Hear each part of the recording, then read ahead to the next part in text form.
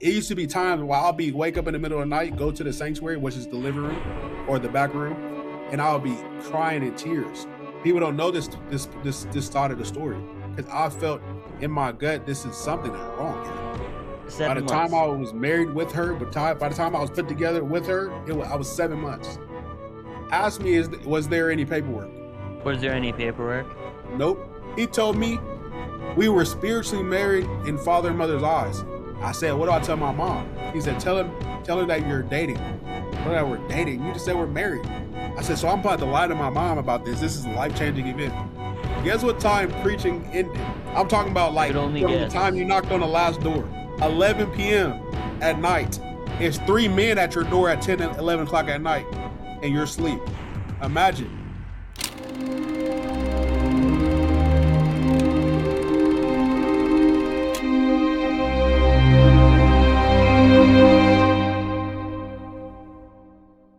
How's it going, everybody? My name's Mitch Kunico. I run this channel called Cult Audit, and I got a very special guest today. A really good friend of mine. We haven't talked in a really long time, though, because the church doesn't allow us to. But now he's out. Really excited for this one. We got a Boomer Sooner in the house, an OKC repping. My buddy Shauntal here. So Shauntal and me have history together. We were actually both baptized in San Diego by the same person. And not only that, we both ended up in Oklahoma City. And we knew each other for quite a while, Shauntal, right? Would you say a good 5 years? I know you had a little stretch in Texas, but I say a good 5 years preaching together. We went door to door preaching. We were at Walmarts together. We were in Texas together. We were in Arkansas preaching together, long, short term. We literally saw each other every day. We were closer than family. But yeah, this is my buddy Shauntal King, the first OKC interview of an ex-member of the WMSCOG Church of Fraud. Sorry, Church of God. I always mess that one up. But yeah, I'll have my buddy Shauntal here introduce himself. Yeah, I'm Shauntal King, and I was a member of the World Secret Society Church of God for 9 years. I got baptized in not 19. I'm sorry. I got baptized in 2016, November. But yeah, also one thing, Mitch, you forgot to mention that we were in the media team together. That's right, dude. Yeah. A lot of stuff happened in the media team too. Yeah, we took care of the media for Oklahoma City for a while. For sure. We even won, an award or two. We did. In the church. So also made a lot of fake certificates for officials to sign. Yep. Yeah, that's pretty wild. But Mitch is really savvy when it comes to tech. I learned a lot from him because I don't know if you remember. I didn't know anything about nothing. You remember? You got good with the Final Cut Pro, though. You got good with editing for sure. Man, thanks to you and some other ones and just practicing. Oh yeah, definitely. Thanks to God. But yeah. Me and Mitch have some history. Yeah, I'm no longer a member. The way that it happened, though, me being separated from the church is debatable on what, as far as if I left the church or did I get disenrolled. Right? That's debatable depending on how you look at the story. So I've been away from the church for maybe 2 months now. And I'm fine, I'm fine. So the reason I actually came to find out that my buddy Shauntal left is because I'm on Facebook, right? Because now that I'm out of the cult, I can actually go online and have a social media presence and talk to people in the outside world. And there was a friend suggestion thing on it, and I saw Shauntal on it, so I just clicked on it, and then I saw he's posting videos about his story and the World Mission Society Church of God. And I was like, oh my gosh, this is awesome. So if anybody's wondering if any OKC members are watching this right now, did I reach out to you, Shauntal? No. In fact, you didn't even have my number because I had changed numbers when I moved to Lawton. Yeah. So I never talked to Shauntal. I just saw his stuff online. And so while he was in, I never talked to him. I just found out he was out. So we reconnected and stuff. But just super happy to have you on, dude. It's so nice to reconnect with people because think about it. The people I knew for 5 years in this church, 5, 6 years in OKC. As soon as I left the church, not even left, like fell away or not believe anymore, we can say, but just transferring to a new church. I had no connection with anybody. So Yeah, being able to talk to somebody that was like a brother, technically, like, I mean, we spent more time than regular family together. It's for nice to sure. reconnect with somebody. For sure. Likewise, because like that's been my whole life for the past 9 years. That has been my bubble and my group for the past 9 years, like you said, even more than like our actual blood relatives, so it was refreshing for sure to reconnect with you, because not everybody understands. If you've never been a member of the church, you don't understand after the aftermath, you know what it's like, mentally.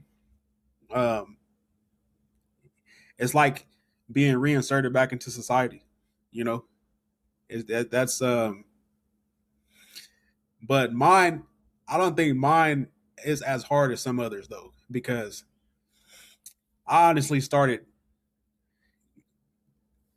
getting rid of that, taking off the lens a few years ago, and being Get just rid of being them myself. scales.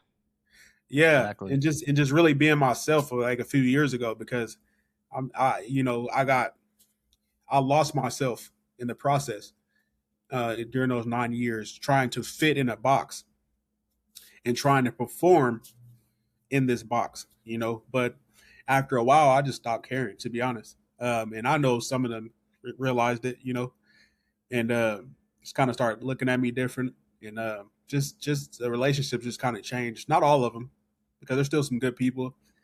I reached out to some. I text a few people, letting them know that I'm not a part of the church, and they reached out with love because they know who I am. We've been around each other for Yeah. a long time. They know exactly who I am, and I also I already know how it goes when somebody leaves, such as yourself, when they were talking about you. When you left, they Yeah. said you're a part of What did Daniel. they say? Yep. They said you're a part of you joined Daniel Park's church. They had a picture. Yep. They had a picture, and they said this is you, and then they had like stuff blurred out, but it wasn't even you. Come to find out, it was Adam from What the heck? from Finding finding the the alternative. alternatives. Yeah, it was. That's Turns so out it weird. was Like, Adam, but yeah, but it was a where did they deacon show this? Did they show it in the sanctuary, or the deacon was sharing it with people to show? Or at the like during lunch, like he was just showing it around the okay, table during fellowship, and I was just like, but it was like kind of strange because he didn't really want to show it, but I'm like, oh, okay. So, but I asked a lot of questions about you though, because I said I wasn't in contact, and it seemed like they knew what was going on with you. And then yeah, some of them said you're a part of Daniel Park, and then so I was like, so like what's the deal though? Like, was he? yeah, Because I was curious, I was curious, and of course, in that time, I'm like, okay, I believe, I somewhat believe them, but not all the way, because I'm not gonna lie to you. I lost trust in leadership a long time ago. Just some yeah. of the things that I've been through.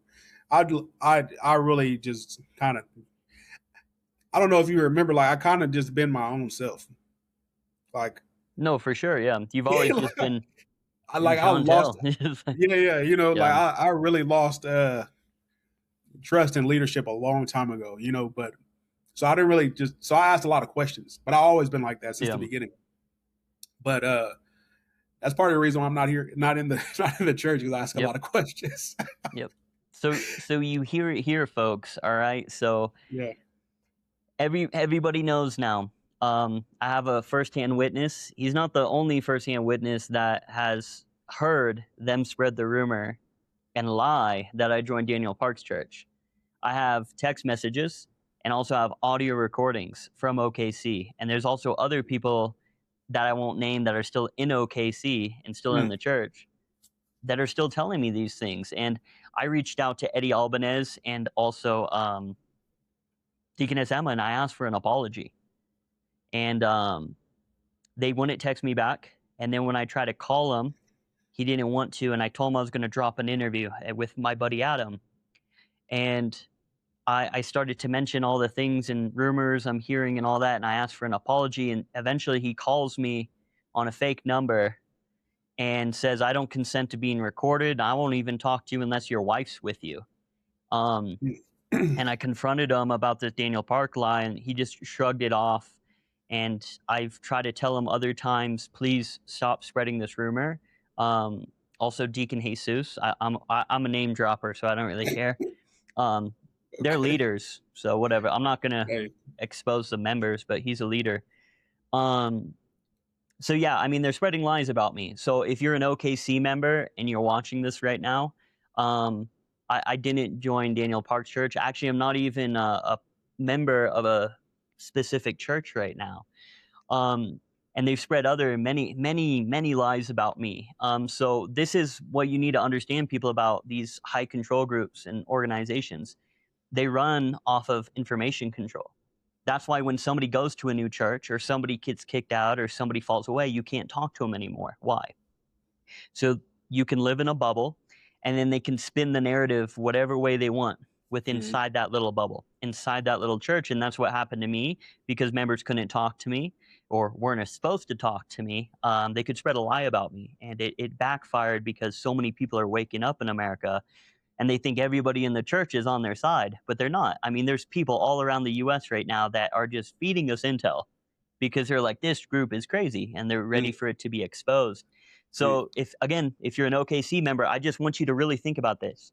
Why does an organization have to lie to you about me? Like, why? Why right. can't I just leave in peace? I would have probably left in peace, Mm, but you guys separated my marriage. Well, should I say, had a big part in splitting us up.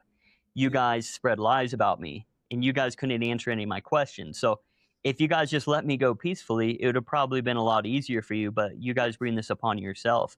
And I just want you to think as a moral person that says they believe in the Bible. Do you think it's right to actually lie about somebody, to spread malicious and false rumors about them that aren't true?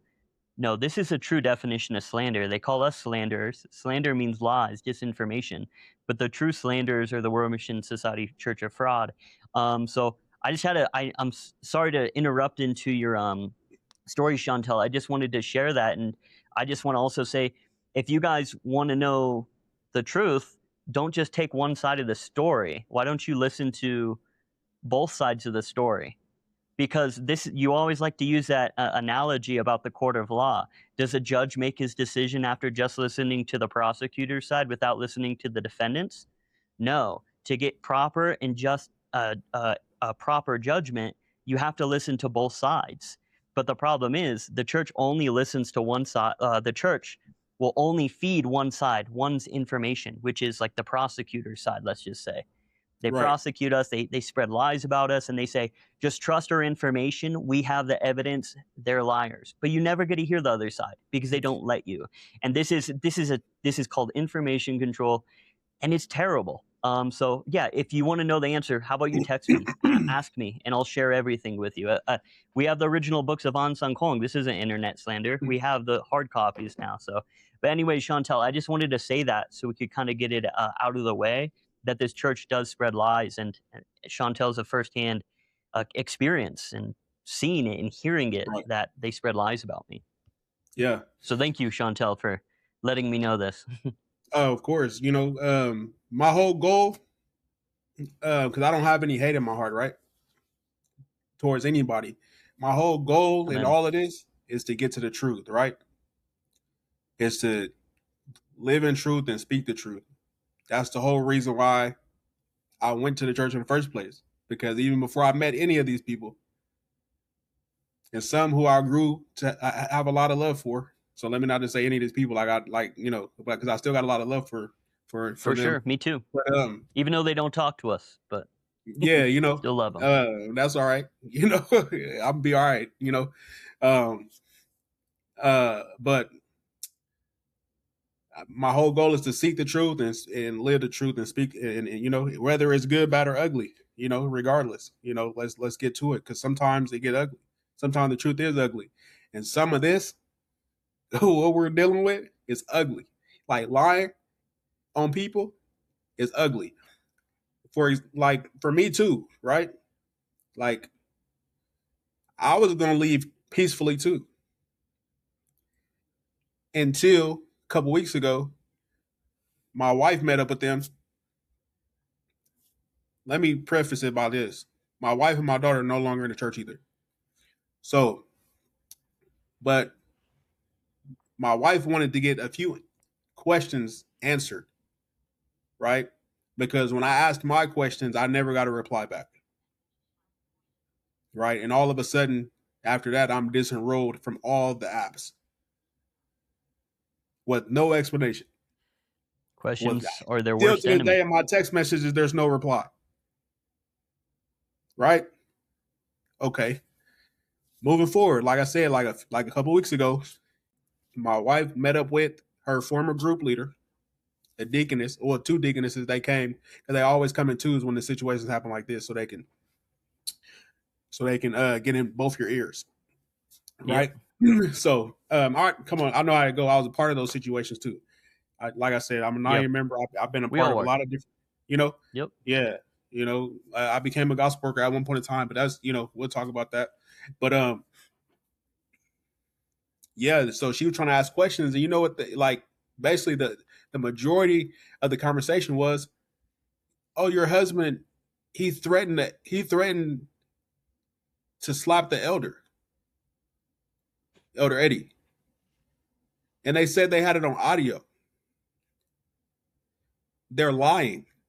So, what would be the purpose of telling my wife this? What's crazy is the last time I had a conversation with him, it was on speaker. My wife heard everything. Mitch, was I ever known as a violent person, threatening anybody? No, I always looked at you as a peacemaker when people were kind of getting into quarrels, we can say, at the church. Yeah. You were definitely the guy trying to always get in the middle, like, guys, like, settle down. You go here, you go here. I think we've all got upset at the church for sure before, Right. but you never violent, never Come violent on. person. Okay, so why would I even, anyways, why would I threaten him?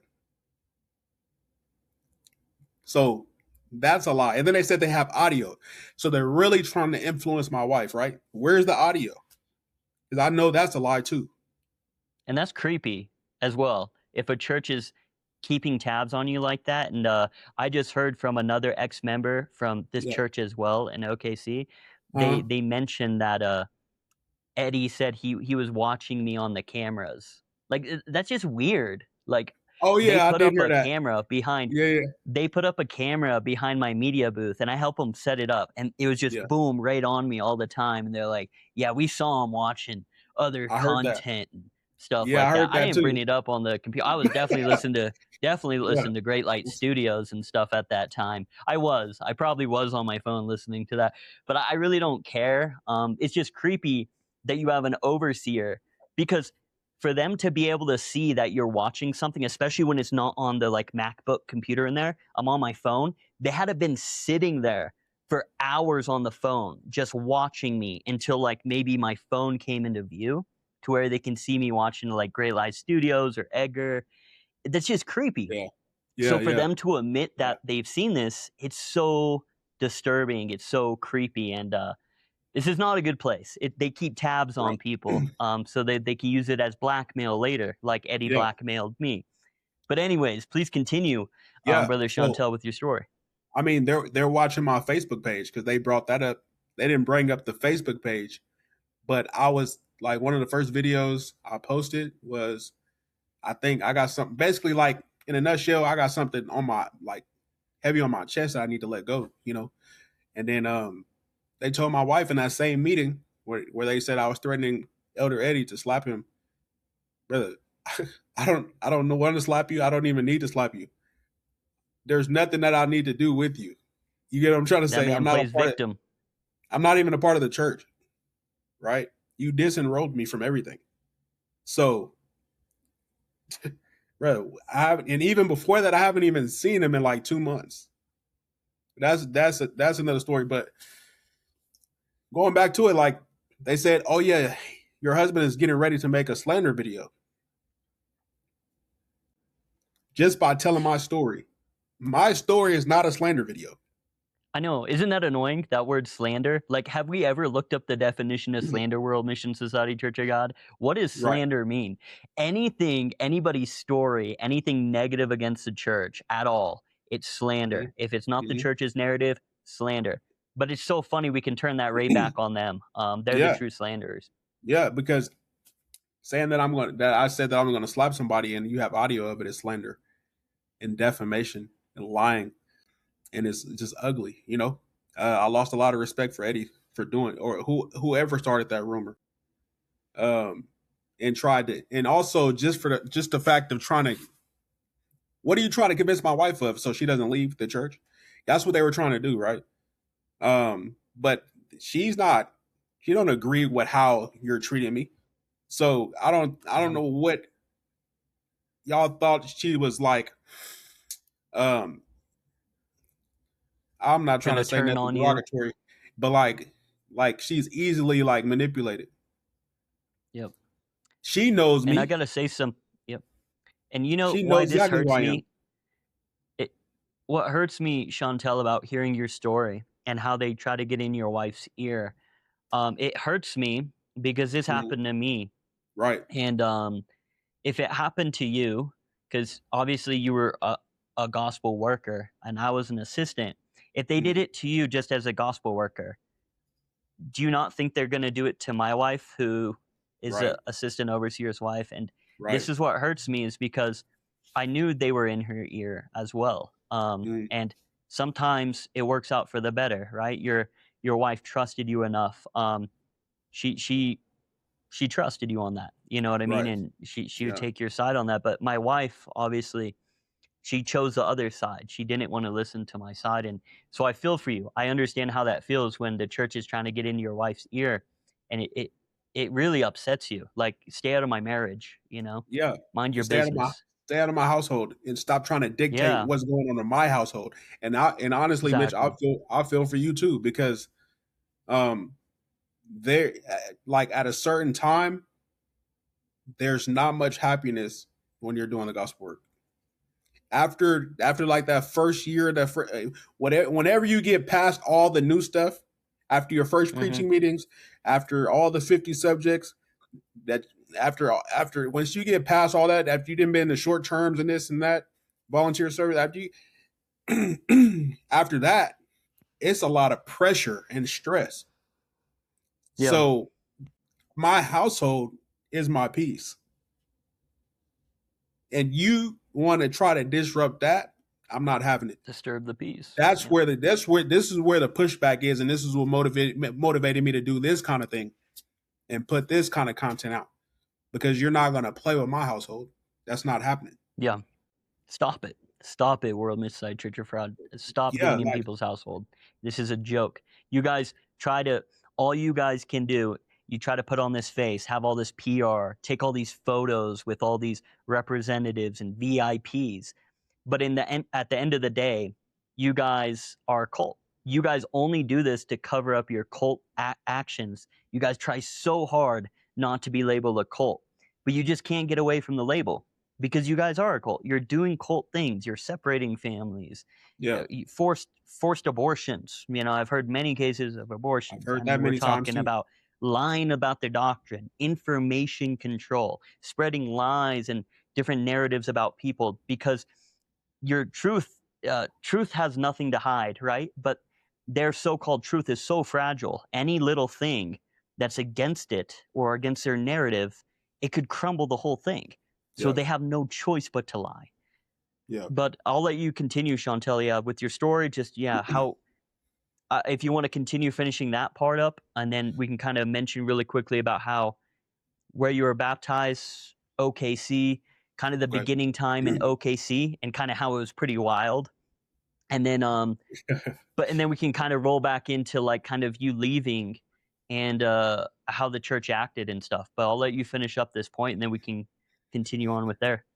um, Fortunately though, I mean, at first, kind of took. I had to stay in my wife's ear too, and because she knows who I am, we're life partners. We've been doing this. We've been married 4 years, so she knows exactly, and we've been through everything together. So I'm glad she didn't just believe them, and we have a child together. Like, that would have been devastating for everybody involved if we had separated. Um, she's strong though. She's very strong. Because I know I'm not an easy person. I got my rough patches, so shout out to her for being strong.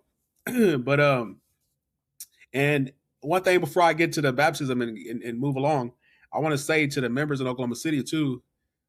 I know some of y'all are watching my Facebook page. I'm not afraid to have any conversation. So if you want to reach out, feel free. If you want to know why, and not just listen to other people, especially the ones who I was close to, I really want y'all to think about this. Like, if this overseer, Elder Eddie, he's been here, what, 2-3 years? Yeah, I think going on 2.5, And maybe y'all 3. known me for 9 years. Really think about it if you want to believe anything he say about me. And he doesn't Yep. even know me. Matter of fact, when he first came, you remember, like, shortly after that, I moved to Lawton for the past 2 years. And then I just moved back recently. I don't know him like that. And he don't know me like that. He only knows what people told him and whatever I told him. And I'm not telling. We didn't really get enough time to really get to know each other like this. Of Yeah. course, it's you're gonna put on the Zion face. God bless you. Man, you're that gonna guy do has all a that. PR face. That guy's even overboard with that. Yeah. He's really good with that. But my point is, y'all know me and really think about y'all's experience with me, and see if I'm really like that. Whatever anybody's saying, I'm not part of Daniel Park's church. I'm not part of any church. All right. Right now, I'm studying the Bible for myself, and that's where I'm going from there. You got to understand, this has been 9 years of my life, all of my 20s. I'm 30. I got baptized when I was 20. Now, this is a segue. Let's get to it. So, baptism. I was in college, Cuyamaca College and Grossmont College in El Cajon and San Diego, right? 2016, I pretty much spent that whole year trying to search out a religion, search out God, right? I spent that whole year. I was studying with my Muslim friends. I was studying with some Hebrew Israelites. I was studying just spirituality. I was trying to do yoga and meditate, open my third eye. I was doing a lot of things. You know what I mean? I went on a vegan diet. I went on all kind of different diets. Um, you know, yeah, but I was very into fitness too. Health as well. Um, so in college, I was in college, so they had the college, um, what they call it, campus mission. Um, yeah, so I signed up pretty much 3 times. They had the booth set up right in like the Yeah. courtyard, so I signed up 2 or 3 times. Then the third time, I ran into um, our branch, right? Me and your branch, Mitch. And he was like, "Man, you ever heard of God the Mother?" I was like, "Man, I keep signing up, but I've been busy, because also I lost faith in Christianity after a while. Like growing up, just a lot of nonsense into it, and that's all I seen was the nonsense. And I'm like a Yeah. facts kind of person. Um, the Bible has facts. Don't get me wrong, but there's things that you got to have faith. You got to have Yeah. faith to believe, right? Anyways, um, yeah. So, anyways, I just pretty much approached him with the Adam and Eve thing. I told him, bro, I'm not going to no Bible study unless you have facts. I said Adam and Eve. I was studying anthropology at the time in college. The Charles Darwin theory of evolution, and I'm like, there's no way they're the first people on Earth. So he went through the story. Cain and Abel. Cain killed Abel. Who did he get married to? Who was Cain afraid of? There was other people on earth. Okay, boom. So that's what hooked me in, got me Then they right. get married and they went to go build a city. After Yeah, that, yeah. So after that, we sat down. He showed me God the Mother through the few verses of Genesis chapter 1. Revelation 22, in Galatians chapter 4. You know how the regular, the go tos. Yep. And then, but I was getting ready to go to class, so I was like, man, I gotta go. So he was like, man, let's set up a Bible study. So we exchanged numbers, and he said, man, bring any question that you have, and that I love that because I love to ask questions. I question everything. I question everybody. You probably remember, like you probably remember. Like I like to ask a lot of questions because I want to be informed and I want to Shauntal understand. put me in my spot many times. All right, guys, on the media team, and I'm like, guys, do this. Shauntal's like, why? And I'm like, because I'm the leader. Yeah, yeah. No, because I want to know what I'm doing, and also I don't like doing things that I'm not like without my heart. I don't like doing things without my heart because I don't have ill intentions for people. You know what I mean? Like I only wish the best for everybody. So if I'm going to do something and I'm going to put because I dive into things, right? And I put my heart into it. So I have to ask a lot of questions before I engage, right? So, anyways, boom, I brought a lot of questions front to back. I didn't really know the Bible. Like I did not really know the Bible like that. Anyway, so when I went to the Bible study, he's knocking down all the questions. Boom, boom, boom, boom, boom, boom, boom. And he was very well versed. He can recite the Bible without looking at it. He can recite all the He sure subjects without could. looking at anything. Yep. He was very, very intuitive, and like he can grasp information really quickly and be able to minimize it so it's understandable, right? It also So makes you think that a smart guy like that, if he could get sucked in, if he's a smart guy and he's as intelligent as he is and can remember all this stuff, I mean, must be true what he's talking yeah, about. You know what I mean? yeah, he was on a different level, So of course, as a 20-year-old, I'm looking at him. I think he was like 26 at the time. I'm like, man, this dude knows what he's talking about, right? As it appears so, because he's flipping through the Bible. We're flipping. He's answering all my questions. We're flipping and flipping and flipping. So this was around like October. So, I was studying every week, like 2 or 3 times a week, like for like 3-4 hours. Um, and then after I understood, because like I said, I asked a lot of questions. So I already knew about second coming Christ coming. And I already knew about Heavenly Mother, right? Before I got baptized, because I asked a lot of questions. That's just my personality. And I wasn't even thinking about baptism at all when I first started studying. Because like I said, wasn't really going to church like that anyway. So I didn't really see the importance of it. And I kind of thought like I got baptized a long time ago. You know what I mean? Not really realizing this is much different, right?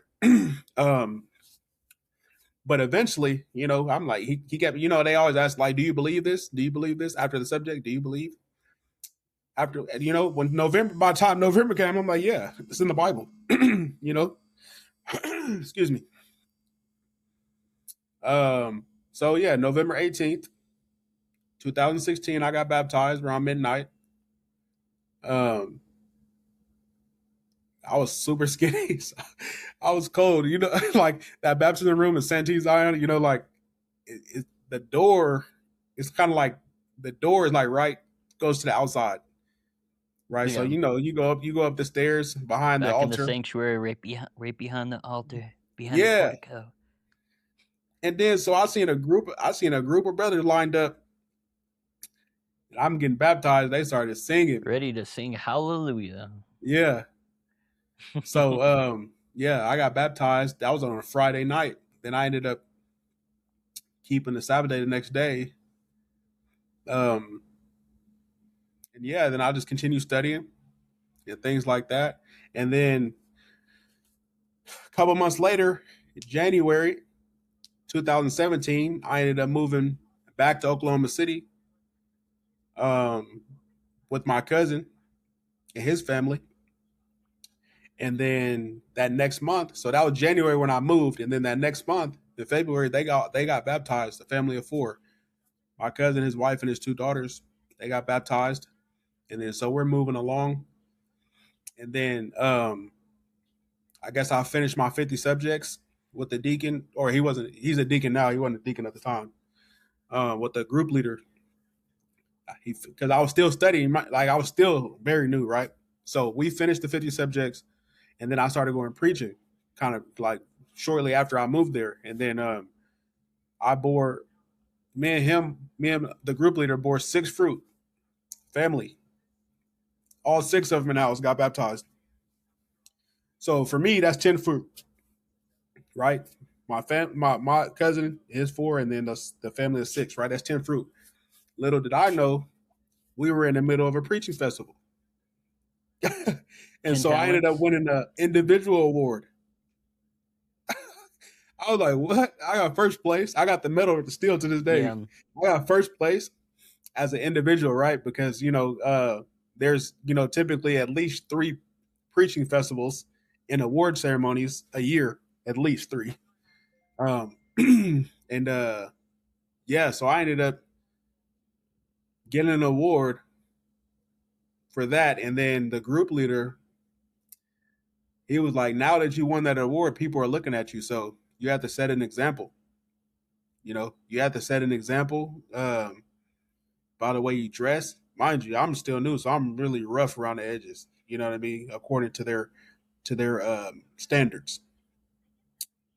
To me, I was just fine. But to their standards, I was really rough around the edges, Yeah. Also, I had just turned 21 in February, so I'm still young too, and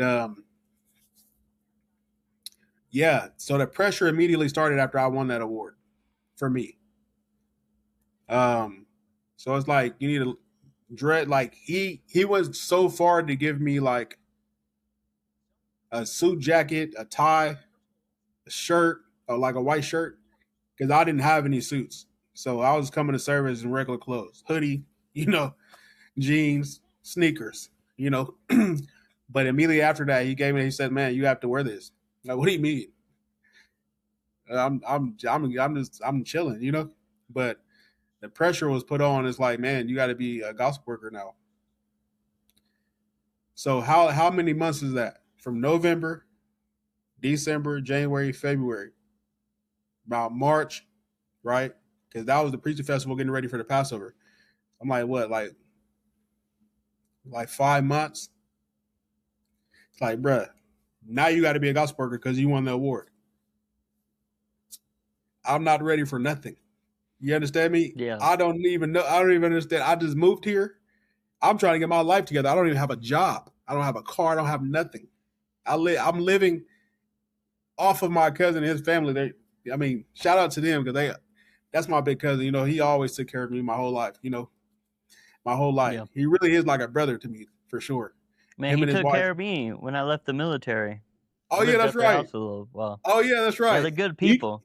Good people. Man, they took care of me too. They got big hearts. They have big hearts. They sure do. Nobody can say they're evil. That family has shown me more hospitality and kindness, and I feel like I did my entire time in the WMSCOG.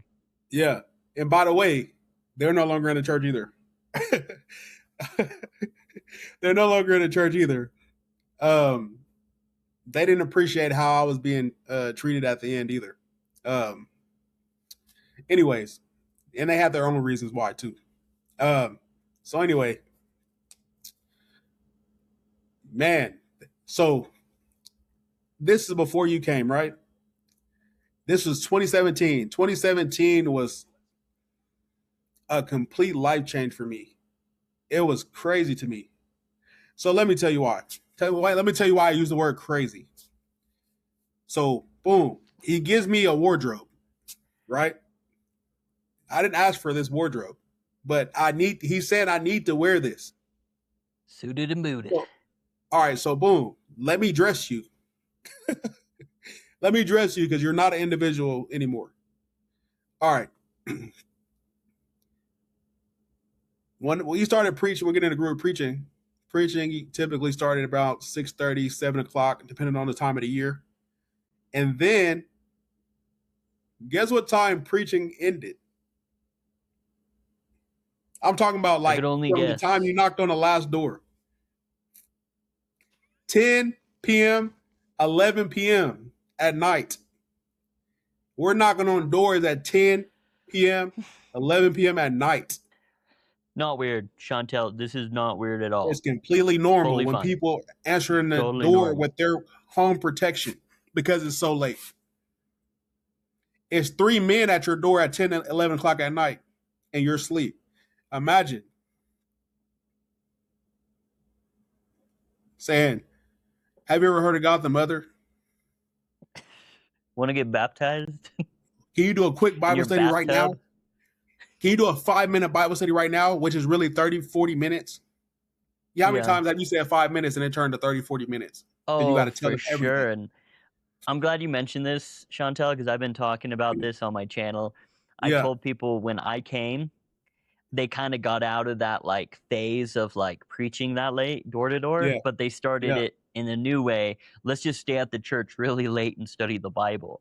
But now yeah, people know I wasn't lying about how crazy and fanatic these people were. Fanatics. I mean, let's yeah. just be honest about preaching that late at night. Why do you, who on God's green earth needs to be preaching at 11 o'clock at night in the hood?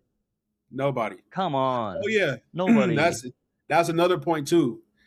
At the beginning, things changed after a while, but at the beginning, we only preached in low income areas. We only preached in low income areas. Eventually, that changed, and we didn't preach in low income areas at all anymore because we got to get good fruit and good people.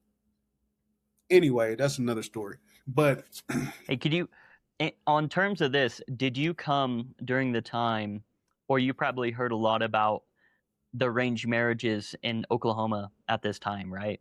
With yeah, the last overseer, and he just kind of put people together, you, and a lot of them, at least even when I was in, I didn't even know for like a couple of years this person, that person were in arranged marriage. And then on top of that, I didn't know, oh, these people were in arranged marriage and then they split, they got divorced, and they're all in the same church. It's just very strange. yeah, yeah. So all right, 2017, right? Boom, we moving along. So I'm preaching. We're preaching super late, and I'm gonna get it. I'm gonna segue it into it, right?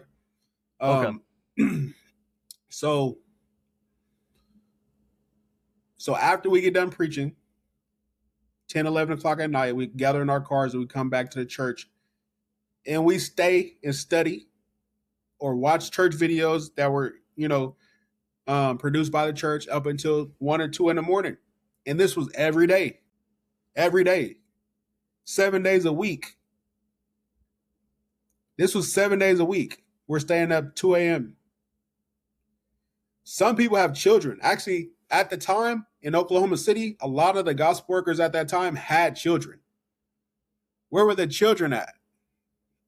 They were in a room sleeping on cots until their parents got done at 2 a.m. I used to speak up about this. They told me I didn't know what I was talking about. And don't worry about it because you don't have kids.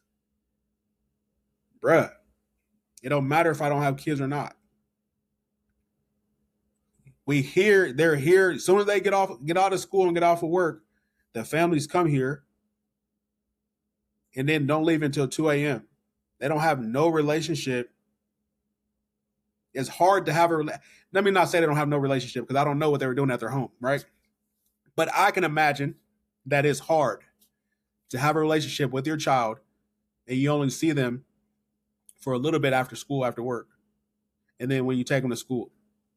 And then everything in between is work and school and then gospel work at the church. I can't imagine, right? And I'll explain later because I know some of the effects of those children from 2017 up until later because I became a teacher. And they Yeah. told me these things. They told me it affected them a lot, is what I'm saying. Yeah. And we're not even, and just for the viewers, we're not even just talking about like leaders at the church this late at night. Yeah. This is kind of expected of everybody. right? Yeah. This Yeah. isn't, hey, leaders, it's already crazy enough to think that a leader is at the church every single day, preaching every day, and then there until 1 or 2 in the morning. Yeah. But guys, that's already crazy. But this Yeah. isn't just leaders. This is expected from all the members. Right. And I like how you brought up like the children. Children, I mean, you cannot play sports in high school. I'm not saying everybody can't, but it's so hard to have your kid have extracurricular activities outside of Right. school Right. because your parents have to be at the church. Right. Saturdays, Sundays, they have to be at the church. You can't just Yeah. take them to sporting events. Yeah. They can't miss a Sabbath day or Tuesday to go to a competition in another county, so on and so forth. So kids get it really hard in the World Mission Society Church of Fraud. And I feel that's why they all leave for the most part. That's why most of them, when Yeah. they turn 18, they're Yeah. out. They're Oh my out of goodness. there, dude. It is, and we can talk about that later because it really hurts my heart because being a teacher, I watched them grow up into what they are, and man, some of the things that they told me just really broke my heart. It's oh man, yeah,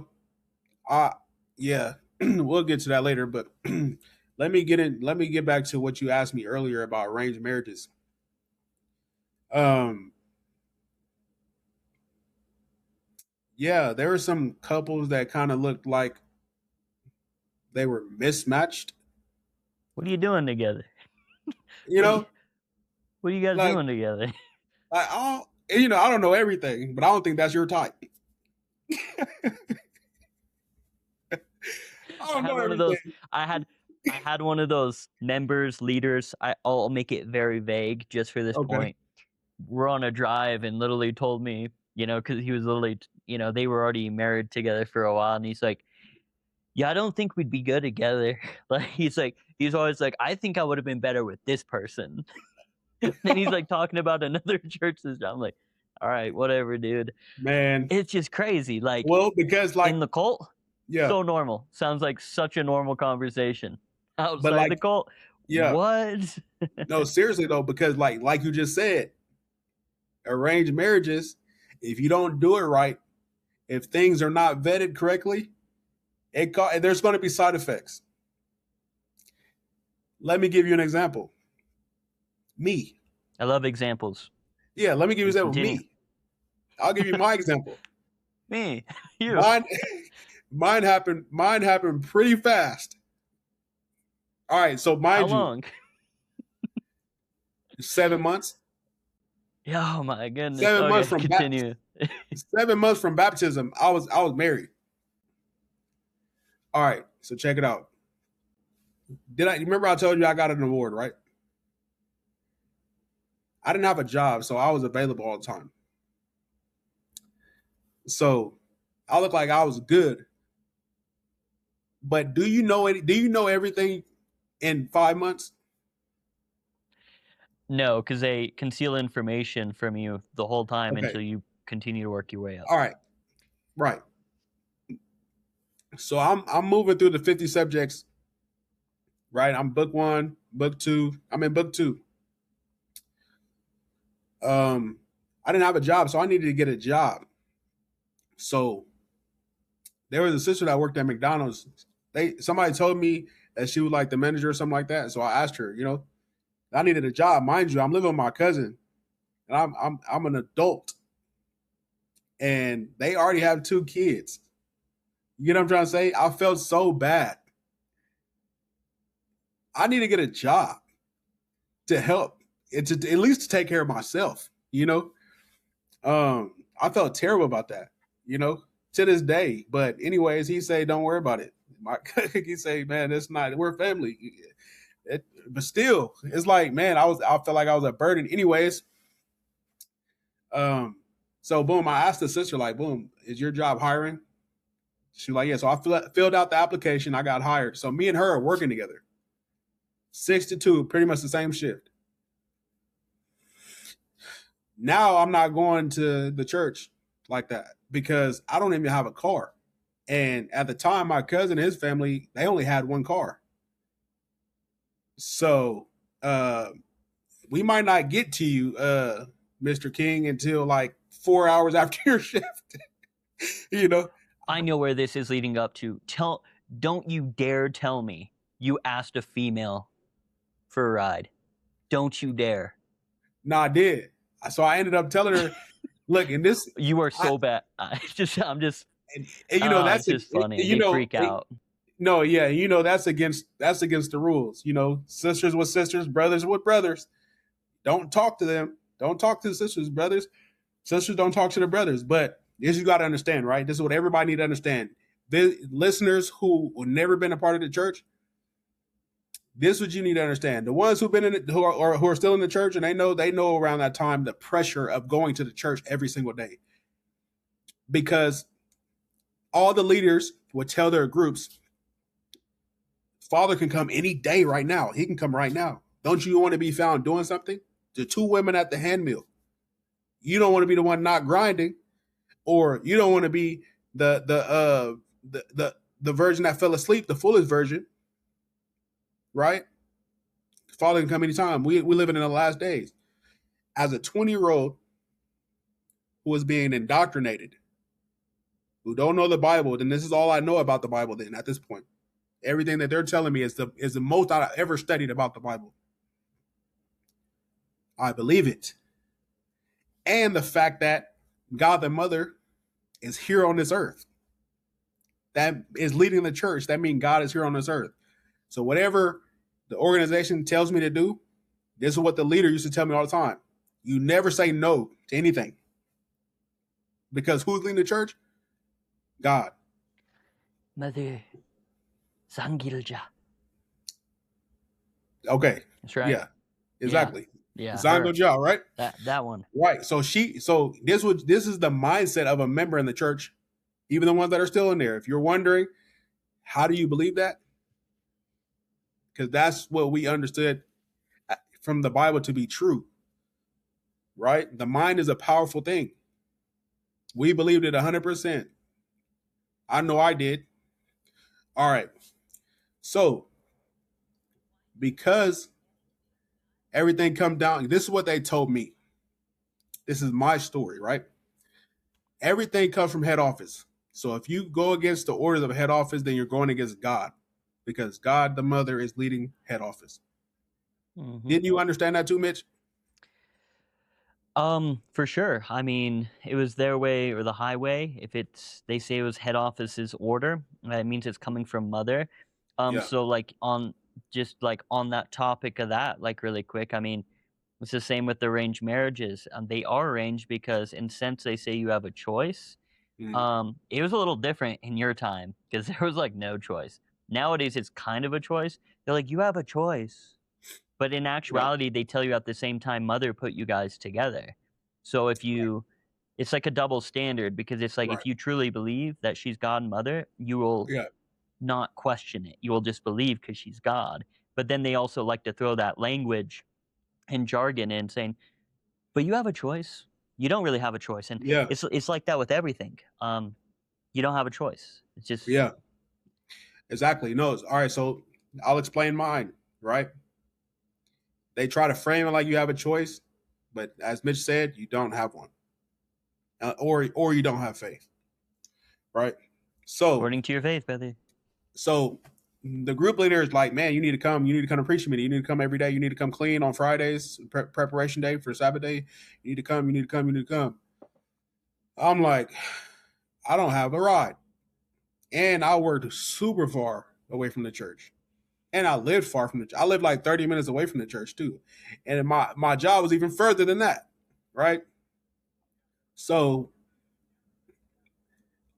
I start asking the sister that I worked with, like drop me off, because I'm not trying to be outside of God's blessing.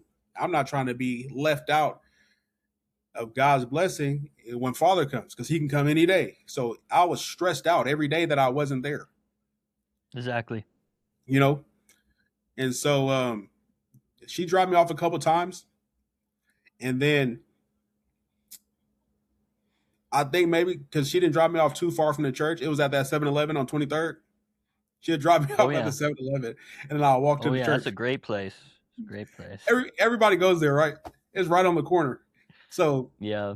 I'm just trying to Literally get there. everybody goes there. The criminals, the everybody. Right, right. Well, they just remodeled it. I know you're in Colorado, but Really? they remodeled it. They That's remodeled good. the inside. I think you were here when they remodeled the inside, but they redid the parking lot. Anyway, it's still Okay, the same people anyways, there.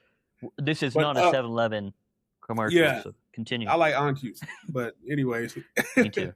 I miss On Cue. yeah. Anyways. So boom, I think some people may have seen it. I got some more information about later from her, from the sister. So, anyways, shortly after that, my group leader came and pulled me into a room by myself. He said, "You got faith. Remember, anything that's asked to you from the church, you shouldn't say no." Yep. I was like, all right, I remember. I'm like, okay, where's you going with this? Because you just pulled me in here by myself. And he's like, what do you think about going to house church? I said, sure. I mean, because you got to understand, at that time, it's not like how it is with these new members. This new wave of members, they got so much leniency. Back in Which is 2017, funny because it's not even it's not leniency, but it's just no. You're right. It was crazy back then when your time, and yeah, I really want people to understand that Shauntal just said the new age of people have leniency, but if you compared that leniency to almost any church in the world, right, they just even a regular member on how yeah, they're supposed to act in the church is so extreme. So you yeah, can just imagine when Shauntal has to compare it to like the leniency of now. Well, not even compare it. Well, yeah, I guess compare because their time was crazy. My yeah, time was obviously my time was always crazy too. OKC's always been crazy, but it's a lot more lenient now, for yeah, sure. But not in the yeah. ways people think. Yeah, no, it's not like free will. Like, You're still you know, expected to be there every day. yeah, exactly. Or we're trying to help you work up to that point. But back then in 2017 though, it was immediately. Mind you, I said I'm like less than 6 months. I'm like around 6 months at this point, right? It's like I told you at the beginning, they dressed me. Right? Gave me clothes to wear. You need to wear this when you come here. You need to shave. Okay.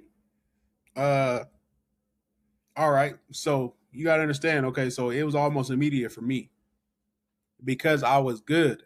I was producing results. I was bearing fruit. I was active. You understand? So if you're like that, you're going to get a lot of attention. Right? So boom, moving forward. She dropped me off a couple times. The sister that I worked at McDonald's with dropped me off a couple times. The group leader pulled me in. Don't say no to anything that they ask you because you'll be saying no to God. Would you like to go to house church?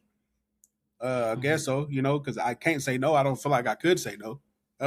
So next thing I know, I'm in the office of the overseer. Mind you, every time I go to his office, he never talked to me. He said, go ask your group leader. But I had questions that my group leader couldn't answer. I had a lot What of questions. overseer is this? Do you want to name Elder him? Joel and Okay. what's her name? Deaconess Jennifer. I don't know if she's a Okay. deaconess, but anyway, it was them, right?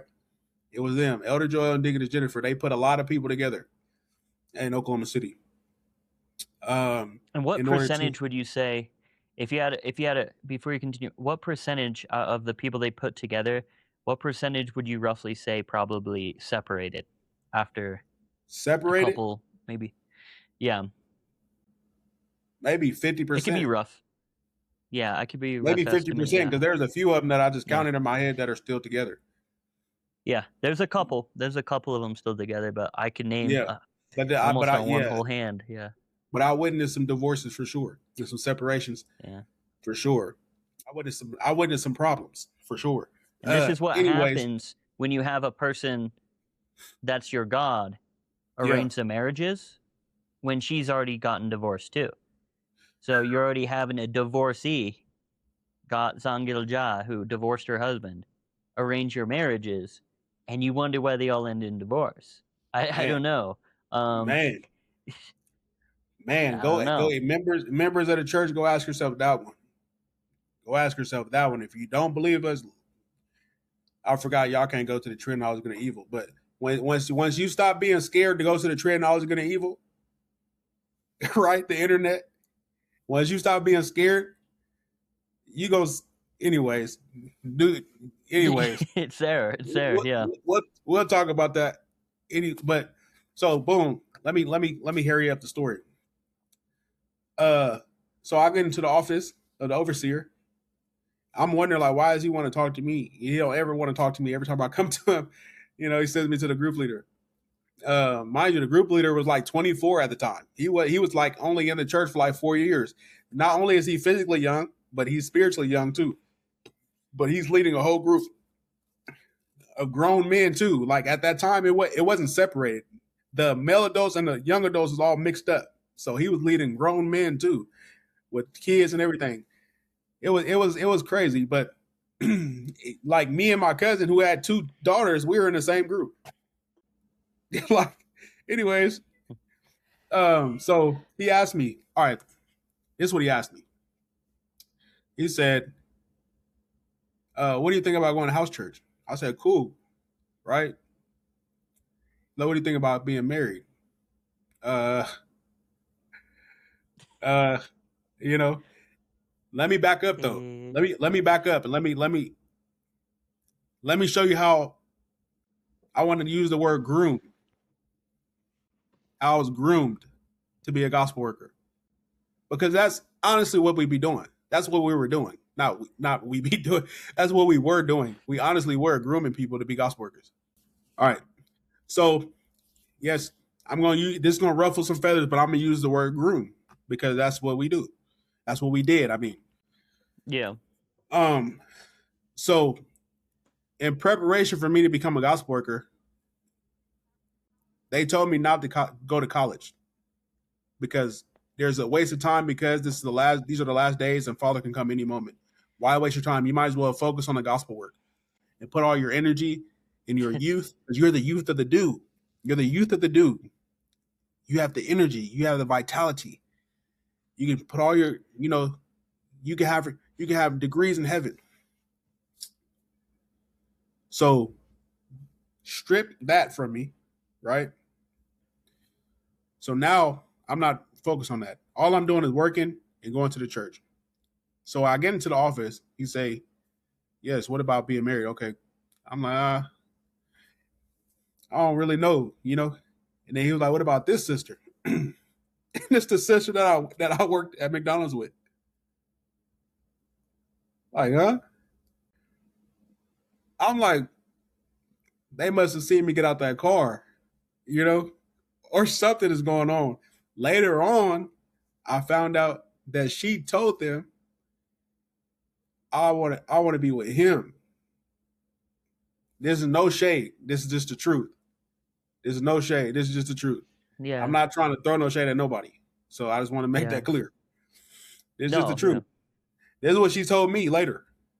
Because the deaconess, overseer's wife, pulled her to the side and asked her to. So simultaneously, I'm talking to the overseer. She's talking to the overseer's wife, and they're both asking us, do we want to, the same questions. So, yeah. So I said no, right? I said no. I didn't just say no like that. I said no, because she's really not my type, She's really not my type. No shade. How old were you at this time? I was 21. I had just turned 21 in February. By this time, this is like you just turned. It's like May. 21. This is like May or June at this time. Did this question, and I can cut it if not, did this sister have kids already? Yeah, she had 2 kids. 5-year-old. So they want to 3-year-old. So they want to put a 21-year-old young man hasn't even figured out life yet. You know what I mean? And they want to no shade to the person, but shade to the church. Shame on you, World Mission Church Right, of God. Not shame right, on the woman. Nothing against her or kids. I hope they're right, doing right, great, to be honest with you. right. But you want to put a 21-year-old man who's still figuring out life, who isn't even fully developed yet, because males usually don't even develop until 25 years old.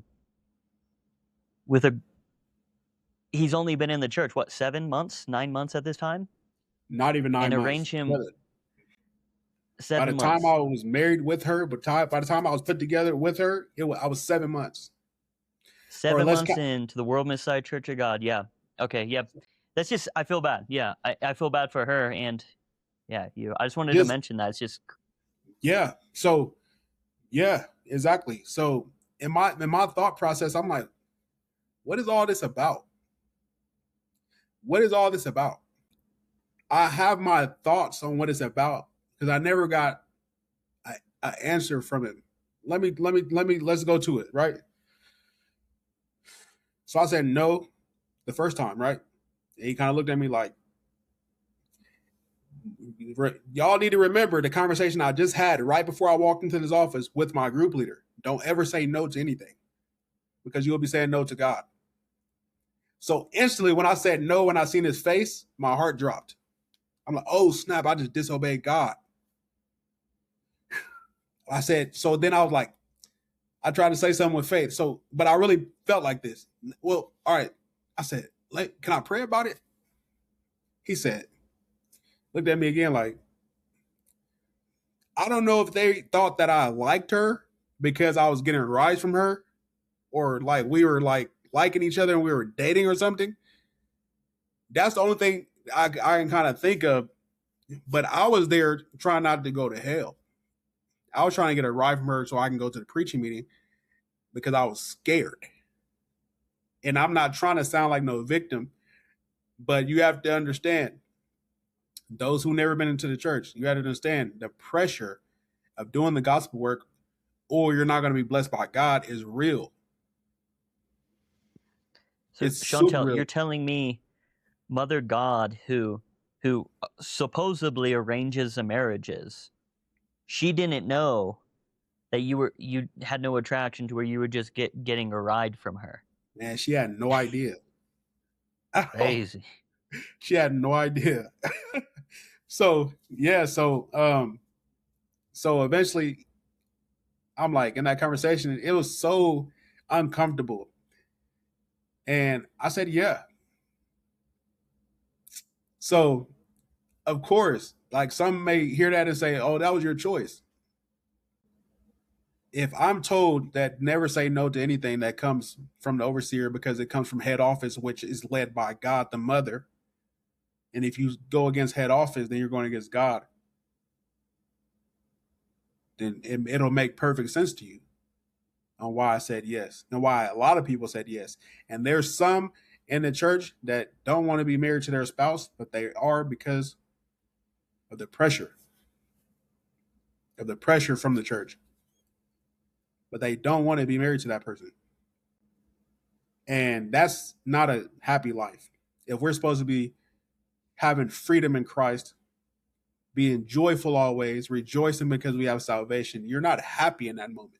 You're not happy in a situation like that. I know from firsthand experience. Trying to be with somebody who I'm not attracted to, it's not my type.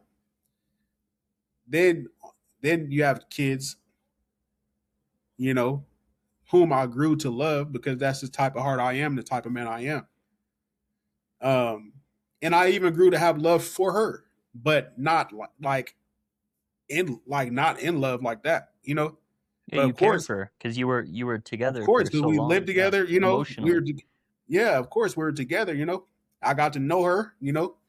But at the beginning, it was rough. Um, um, emotionally, you know, emotionally and psychologically. So here's what really threw me off and made me uncomfortable with the situation. I asked the overseer after I said yes. I said, so what do I tell my? Oh, let me back up. He said, all right, in 2 weeks, y'all are going to Lawton House Church.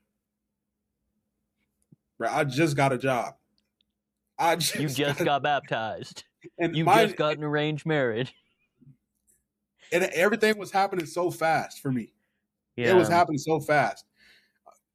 And I was only making minimum wage $7.25. How can I take care of anybody's kids or anything? How can I? What can I do? And physically, mentally, I'm 21 years old. How can I lead a family? And I was sent to the house church because I was a good potential gospel worker because I had results. But I still don't know nothing. I still don't know how to take care of members or help take care of a church. I wasn't leading the house church, but I was there to help. I moved inside of the house church. Me, her, and her 2 kids. 2 weeks later. Asked me, was there any paperwork? Was there any paperwork? Nope. He told me we were spiritually married in father and mother's eyes.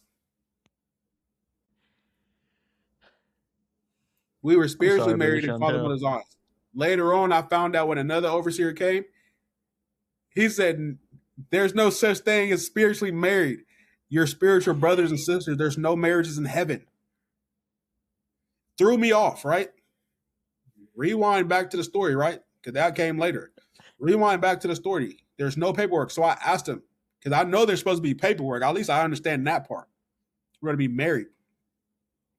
He said, no, there's no paperwork. Well, no, I didn't even ask that, right? But I was thinking that. I'm like, okay, so now I'm going to go through a wedding, or something, Yeah. I didn't know how they did things. They just do it. They say you're married, then you move on. There's nothing. There's no ceremony. There's no nothing. That's how they do it. They talk to you, and then boom, y'all. 2 weeks later, you out of here. Okay.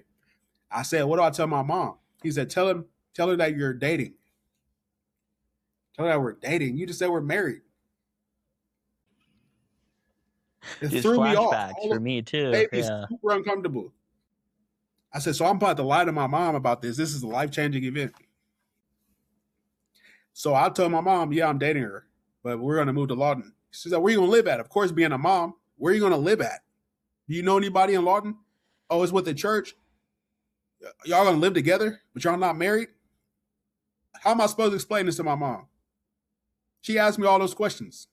But in the church, in the bubble of the church, all the members, we're married. But to the world, we're dating. But we live together in the church. But I'm supposed to go out there and preach to people with a ring on. Welcome to the club, brother. Yeah, Right. I mean, obviously you were in the club before me on that, but yeah, Right. same thing, dude. You Right. know for a fact they boxed my wife up, shipped her out with My the ribbon goodness. on top. Right.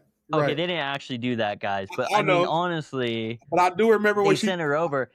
Everybody knew what was going on. Tell me, Yeah. Shauntal, did everybody already know there was about to be an arranged marriage taking place? Yeah, we knew. We Everyone knew. knew. Because, I'm an assistant. I'm an assistant. I have Yeah. no wife, and then this Right. random Korean comes here. Obviously, she's not with a short-term team, Right. and yeah, they're just like, yeah, you two just marry, yeah, and love each other, and Do the gospel work. tell your parents that you've known each other for a while, that she's been here for like a year, That's what and they y'all told you. just been dating. Pretty much, yeah. And then they Wow. told us, go to Colorado, see your parents. Well, hold on. I got another surprise for you. Oh. Everybody, this is Piyama. She's my wife.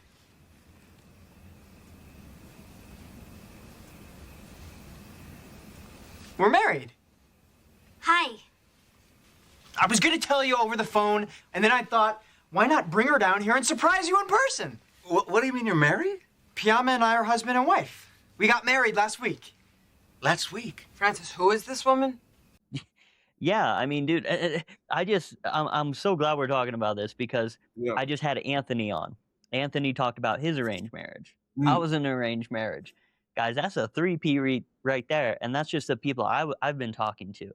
There's so many more people in the WMSCOG group and community that have been in arranged marriages, yet the church will flat out deny it. They will say on public television, television, that we don't arrange marriages. Right. Exactly. And that's true. So, yes. So I told my mom that, dude. 2 weeks later, look, my cousin was so thrown off. He cried. We both cried. Because they announced the leaving, after third service. How they announce people leaving, whoever's going to be leaving, da da da. So we go up there and say, thanks, Father, Mother, we get this great blessing, da da. But I did not want to go, nor did I want to be married. Me and my cousin hugged each other, dab each other up, hug, and we're both crying because it don't feel right. My gut is telling me this is not right. Because it ain't right. Because it ain't right. But my belief told me, don't say, got to go with it. This is part of it. This is the way to heaven. So, boom, we're in Lawton. It's a 3-bedroom house, which is where we serve at the house church. It's a deacon and his wife who's leading it, and me and my new wife, my spiritual wife, and kids, and my kids. I kind of joke about it a little bit because this really hurt. This really affected me a lot. This situation, it affected me a lot. So I try to laugh about it now because it used to make me angry. But yeah. So I'm in a house full of people I don't know. I couldn't even sleep that first night. I'm in a house full of people I do not know at all. So house church is a different beast than the main church. House church so this was like a light switch. Right before I moved there, I was trying to ask them, let me study with somebody. They said, no, you haven't. You got to pass book 2. A couple weeks later, it's like a light switch. You're married and you're a gospel worker, so now you can study with people. Y'all just told me I couldn't do nothing. None of that. Don't worry about a girlfriend. Don't worry about school. Don't worry about studying with nobody. You still need to learn. You still need to just preach. All of a sudden, I can do everything. I'm a full-fledged gospel worker at this moment, 7 months in, living in a house church. We were not prepared financially, mentally. I was not prepared in any way to help lead anything, a family nor a church. I was just now getting my foot on the ground with a job. I'm still trying to figure myself out as a 21-year-old young man. Make it make sense to you, listeners who are listening to this, members of the church, because I know you're in the bubble. Make that make sense to you. It doesn't make sense in any kind of way you try to put it. I tried to justify it so many times over the years in my head. It does not make sense to do that to somebody. I didn't feel like they had my best interest. I felt like they only had the best interest of the growth of the church, meaning we're worried about numbers. He's good. He produces numbers. Let's go ahead and get him going. Forget whatever he has going on personally. Just disregard all that. Take it away from him, and we'll put him on this path because he's going to help us. That's not right, though. That's not right. That changed the course of my whole life. So what people don't understand. Because I heard that there was a brother I was explaining this to, like some years later. He said, well, that was your choice. He don't understand this. This changed the whole course of my whole life. And not for the better either. Not for the better. So let's go to Lawton. Lawton. I'm up 2 a.m. every day. I got a job at McDonald's. I walk to McDonald's every single day because my family, the sister, she had a car. I didn't, but she had to go to work, and that kids had to go to daycare and school. So she took the car, right? And boom, boom. So I walk to the McDonald's every day from the house church, every 6 a.m.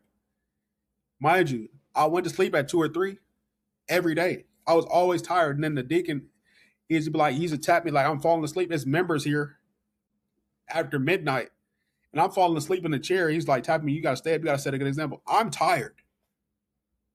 Yeah. I'm tired. My body is shutting down. It's 1 o'clock in the morning. Why are they even here? And we live here, so I can't go to sleep because I have to host. I have to take care of them. And these are the members who've been in the church longer than me, and I'm taking care of them. How am I going to take care of them? What am I supposed to say to these people? Everybody in this house has been in, even the kids were in the church longer than me. Like, you got to understand, this is stressful. It was stressful. I did not have a good time in Lawton at all. At all. Anyways, I did that for 6 months. It used to be times where I'll wake up in the middle of the night, go to the sanctuary, which is the living room or the back room, and I'll be crying in tears. People don't know this side of the story, because I felt in my gut something is wrong here. But I need to stay focused, and because I'm trying to go to heaven. My goal always has been to get close to God and go to heaven. Before I even knew anybody, before I even met these people at the church, before I was married, that always been my goal. That was my journey from 2016. So I come into this church, and then y'all orchestrate my life like this and make me so uncomfortable. And it's just like, well, father and mother suffered, so you can suffer too. You never suffer for more than father and mother. So it's like any concern that I have and I'm trying to express these things mentally, anything is like, just overcome, brother, overcome. I'm trying, but I'm in a situation I don't want to be in every day. I wake up in a situation I do not want to be in. And you saying overcome. All right. So what happened was, and it kind of backfired a little bit on me. I focused on the gospel so hard, and I worked so hard, produce results. And the reason why it backfired is because now, oh yeah, you're really a good gospel worker then. We can use you. 6 months later, the overseer came to the branch church. He said, y'all going to Jonesboro, Arkansas. We just established a house church there. Bruh. I didn't even know what Lawton was. You're telling me I'm finna move to Arkansas? So we moved to Arkansas. And this is where it gets uglier. We live in a 3-bedroom house, which we're using as the house church, with a deacon and his wife and their 2 kids. They're leading it, right? So that's already 4. And then me, my wife, and our 2 kids. So that's 8 people. And a single sister. But there's 3 bedrooms. So me and my family, us 4, we shared 1 bedroom. The deacon and his wife, who are taking care of who are leading the church, they shared a bedroom, their own. And then their kids, because they lived there before us, so their kids already had their own bedroom, right?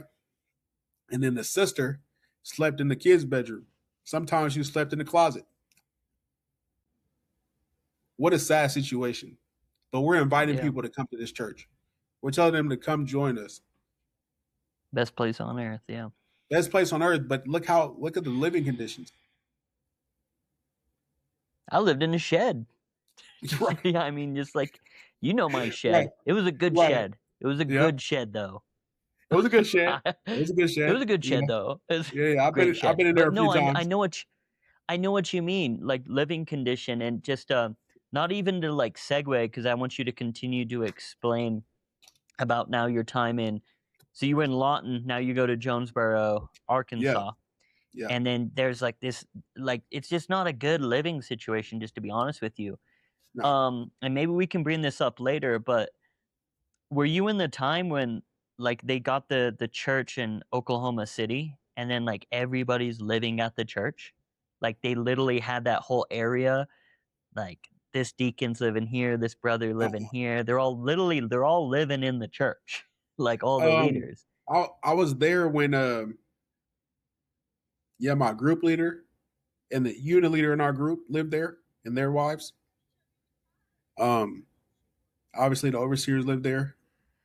It was it seemed like there was a lot of people living there at the time. Yeah, it's not Yeah. normal. Like even with the World Mission Society Church of God standards, it wasn't normal. No, that's hey, not normal. These particular exactly. overseers were unorthodox for sure. Even Very with the rebuked. standards. They were rebuked.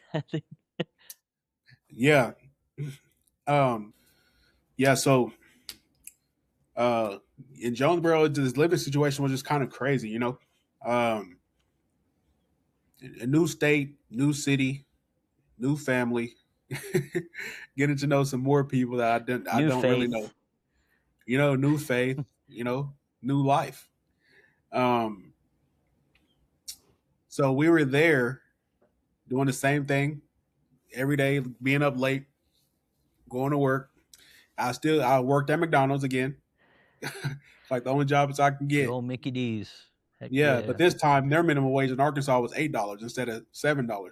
So at least I got a pay increase, I guess. Thanks to father and mother. Thanks to father and mother, you know. We ended up preaching on campus because that's like the main preaching location, and we ended up getting banned. The police came to the house church and read us our rights, and pretty much it gave us their paperwork like y'all all banned from this you know, so everything campus. After that was left to like door to door. I wasn't at the church at this time, right? I don't think so. Nope, you weren't. Because okay. All right, let me get to it. Because you weren't at the church this time. So we were there for 6 months until I gotta say it because this is the truth. Until the sister told me that she's still legally married to a brother from the church that the same overseers put her together with, but they were separated for a long time. You didn't know about this yet, right? No, I didn't have no idea. No idea. Sorry, dude. I'm so sorry, dude, for you. Yeah, this situation, I appreciate that. This situation kind of broke me, to be honest, because she's still legally married through paperwork to a brother that y'all put her together with, that y'all put her with years ago. I guess they've been separated at that time for like 2 years. So why would they put me with her? She haven't even got that squared away. That threw me off all the way. And I'm like, what? What's going on? So wrong. So I instantly called the overseer, Elder Joel. I said, she's still married. What's that about? He said, why did she tell you that? What do you mean? Why did she tell me that? Why didn't y'all tell me this from the beginning? Why did y'all even do this? And she haven't even squared that away. Of course I'm angry. And then I'm asking her too, like, what's up with you? Like, what are y'all trying to do here? And this church is ran by God. It's supposed to be. And that's when I started questioning God, the mother, and the church authority and leadership. That's why I told you. Mother put it together. Mother chose this. Yeah, in God's eyes, y'all are spiritually married. So this is recognized by God. This is ordained by God. But the first one was ordained by God. Her first marriage was ordained by God. Y'all put them together. So, yeah, this is what y'all doing? Like, what is going on? I'm telling you, Mitch. That's when I told you earlier in the interview, I lost trust with leadership a long time ago. It was at that time. Man, you lost it a long time ago. Mine was only in my last year in the church. Yeah. But man, I don't know how. For anybody that says Shauntal didn't have like faith, like because they always say when you leave you never had faith. Right. Listen to his story. Oh, how can you say everything Shauntal did, he didn't have faith in father and mother? Right. I'm so sorry, dude. Like really, I didn't this is news to me as well. And we've known each other how long? Yeah, 6 years? right. I'm sorry, dude. Like, I appreciate it. It's embarrassing.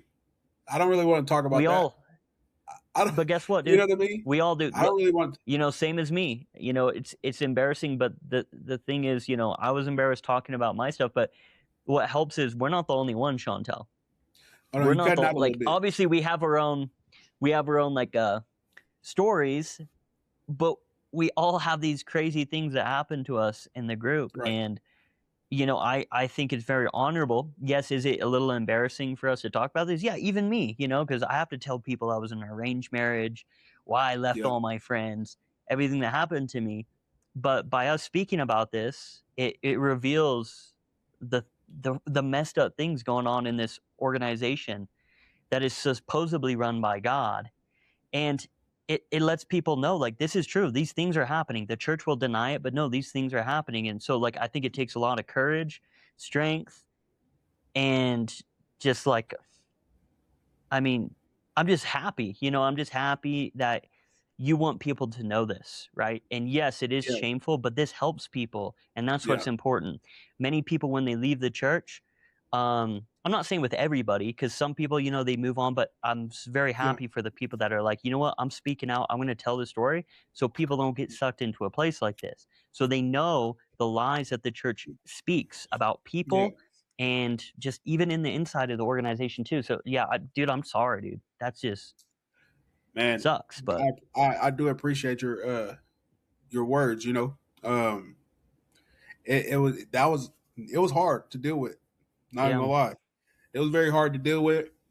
That took all the air out of me when she had said that, and then when I called him and he said, "Why did she tell you that?" So I feel like y'all are just hiding everything.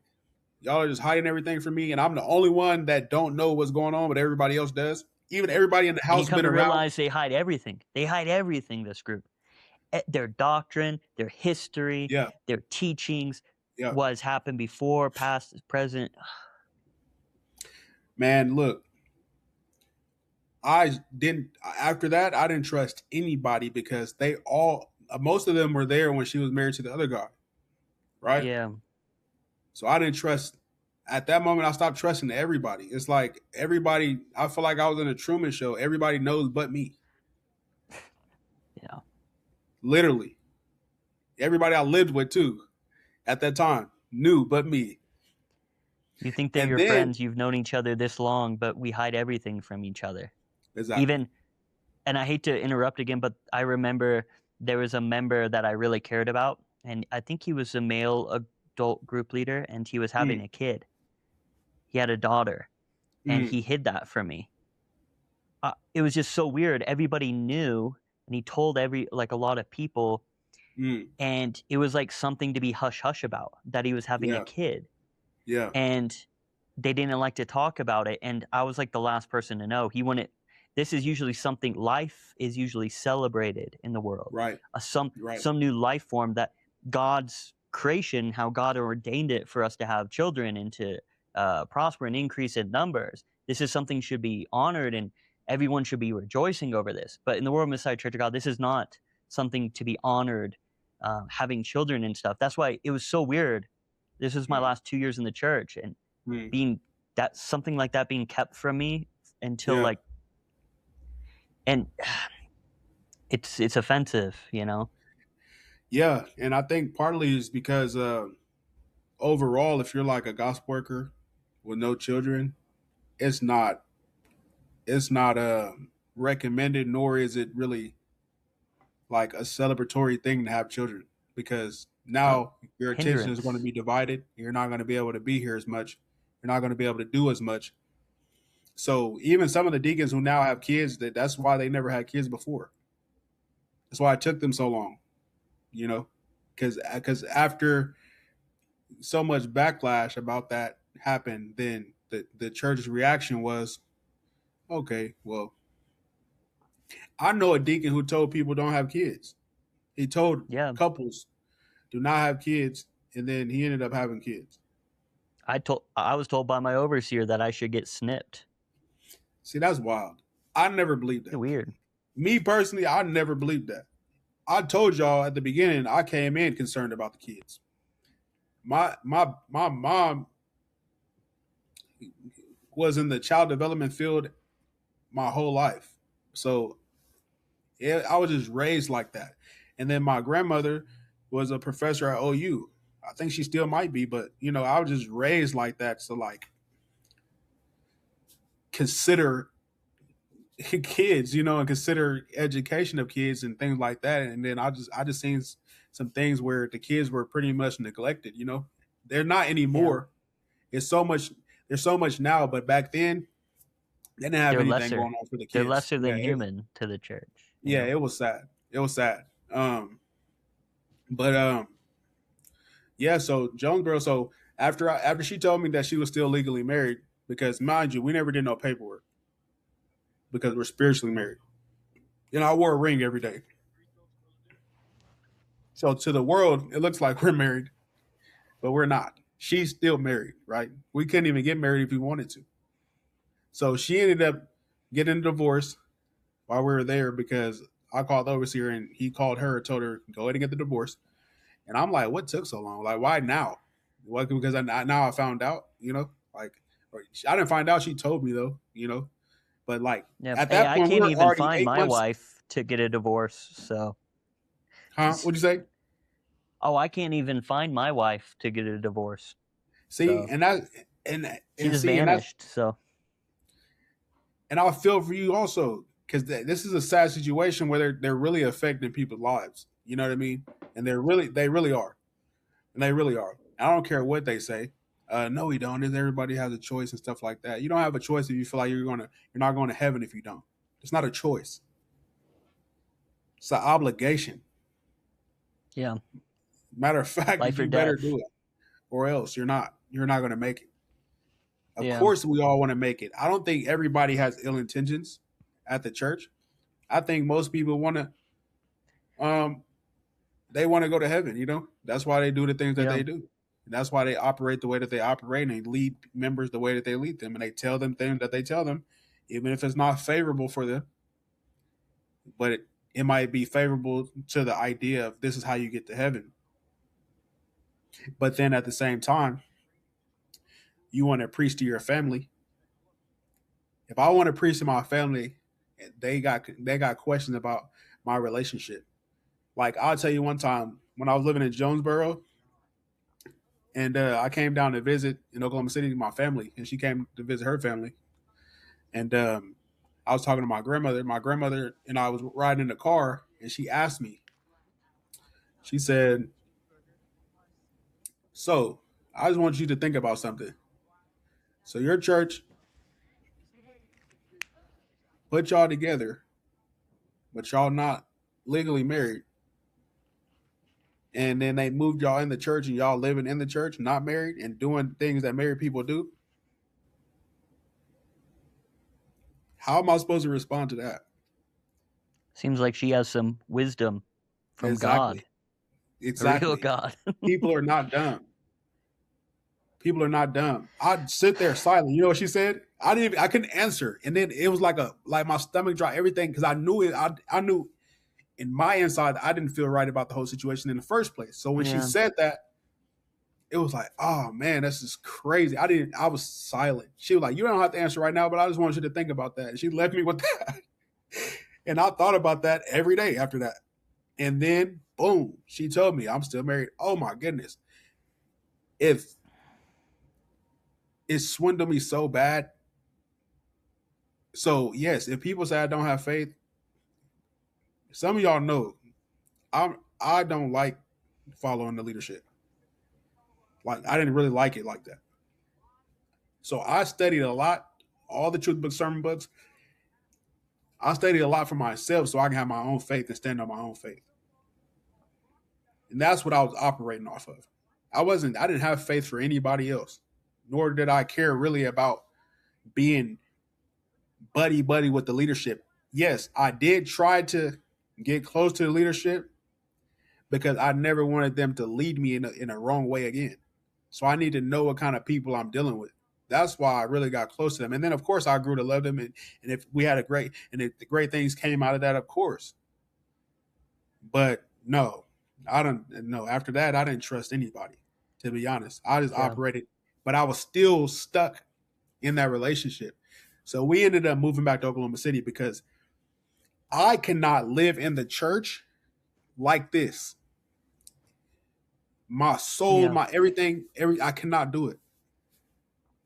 By this time, the new overseer came. So I never got an answer really from the old overseer who put us together. Because when they change, you're not allowed to talk to them anymore. Yep. So I never got an answer. Like, why'd you do this to me? I asked him that. He didn't reply. Because by the time we moved out of Oklahoma City, there's a whole different overseer. This overseer though, his style was different, and I liked his style because I was able to. He was funny. Yeah, he was funny too. Yeah, but I was able to be because he was in the cult. But what'd you say? Yeah, he had his problems because he was in the cult. But I actually like Jason, Pastor Jay. He's pastor now.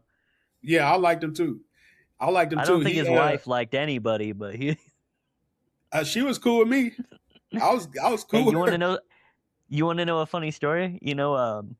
I think because this is again hearsay, but I'm pretty sure I know why. His wife had to go back to Korea because I guess so many people sent letters to mother about why there was problems with it. So she had to go back to Korea for like 3 months. So Pastor Jason now had to cook for himself, and he was getting bigger. He was getting bigger, puffier. I remember that time. Yeah.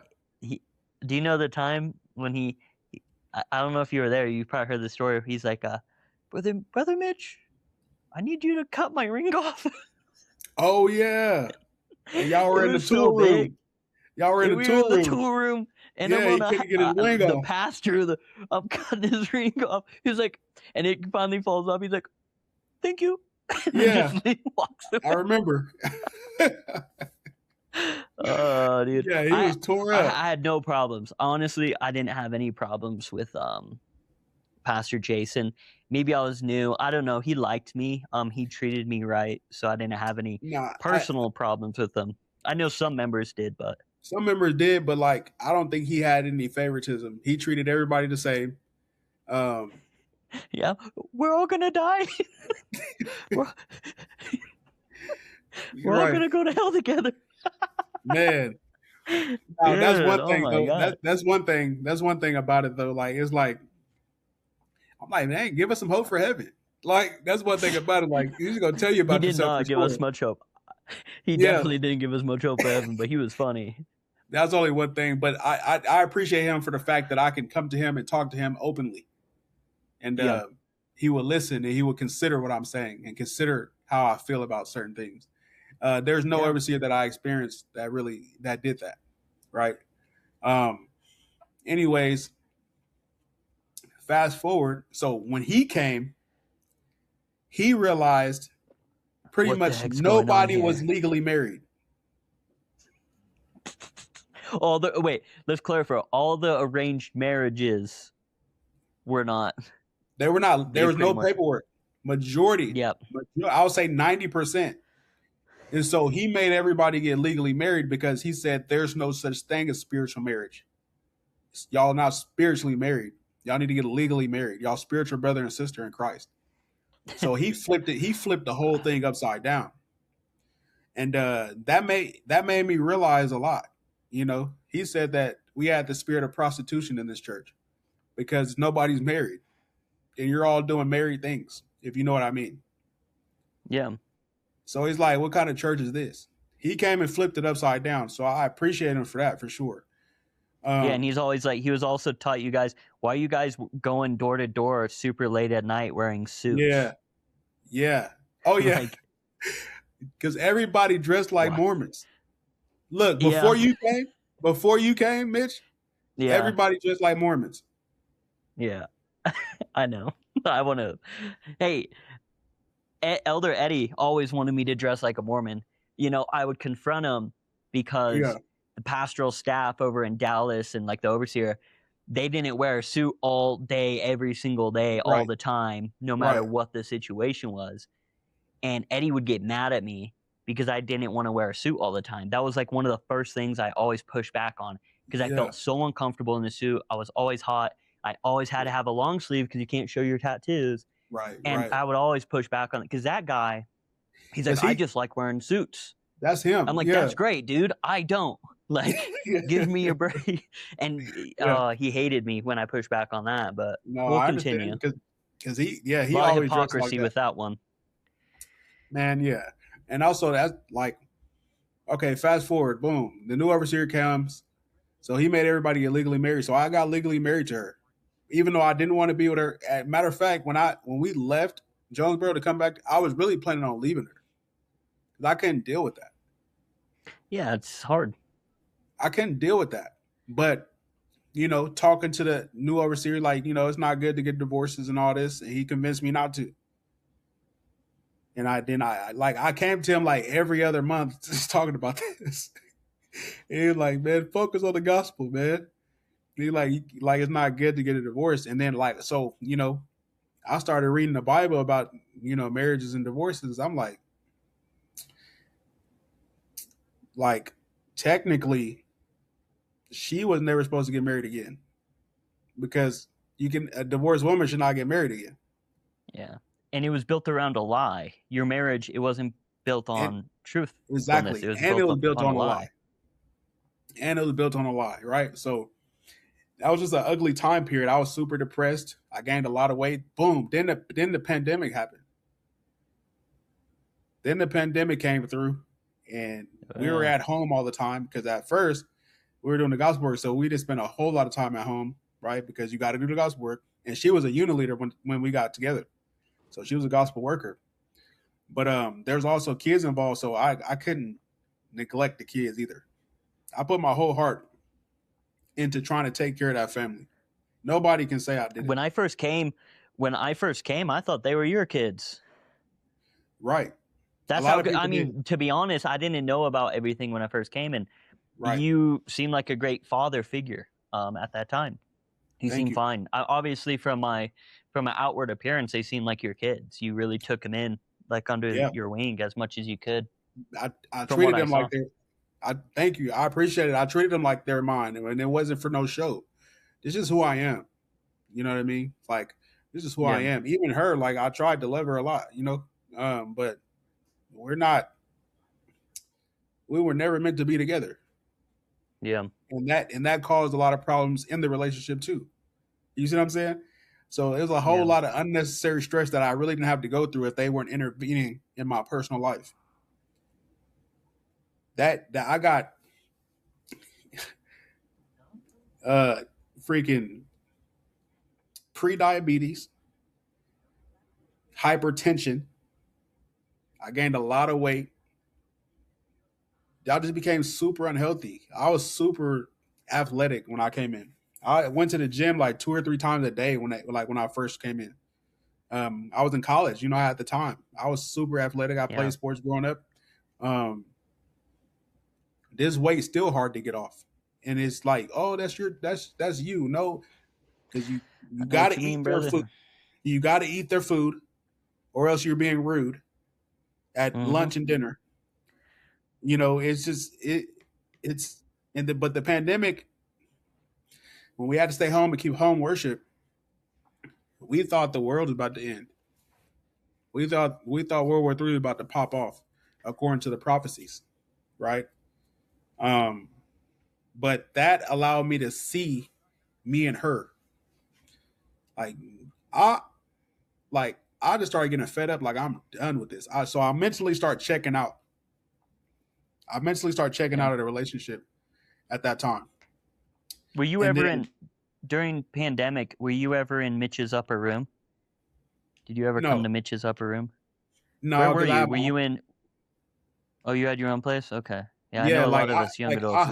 I hosted the Passover at my house. Same. Yeah. Yeah. Okay. Yeah. With some okay, I just wanted I didn't remember fully, so. Yeah, because I became a unit leader around that time. And so I hosted it with my unit at my house, and then with my family at the time, right? But boom, pandemic is over with. November 2020, I left her. Packed my stuff, slept in my car that night, went to work,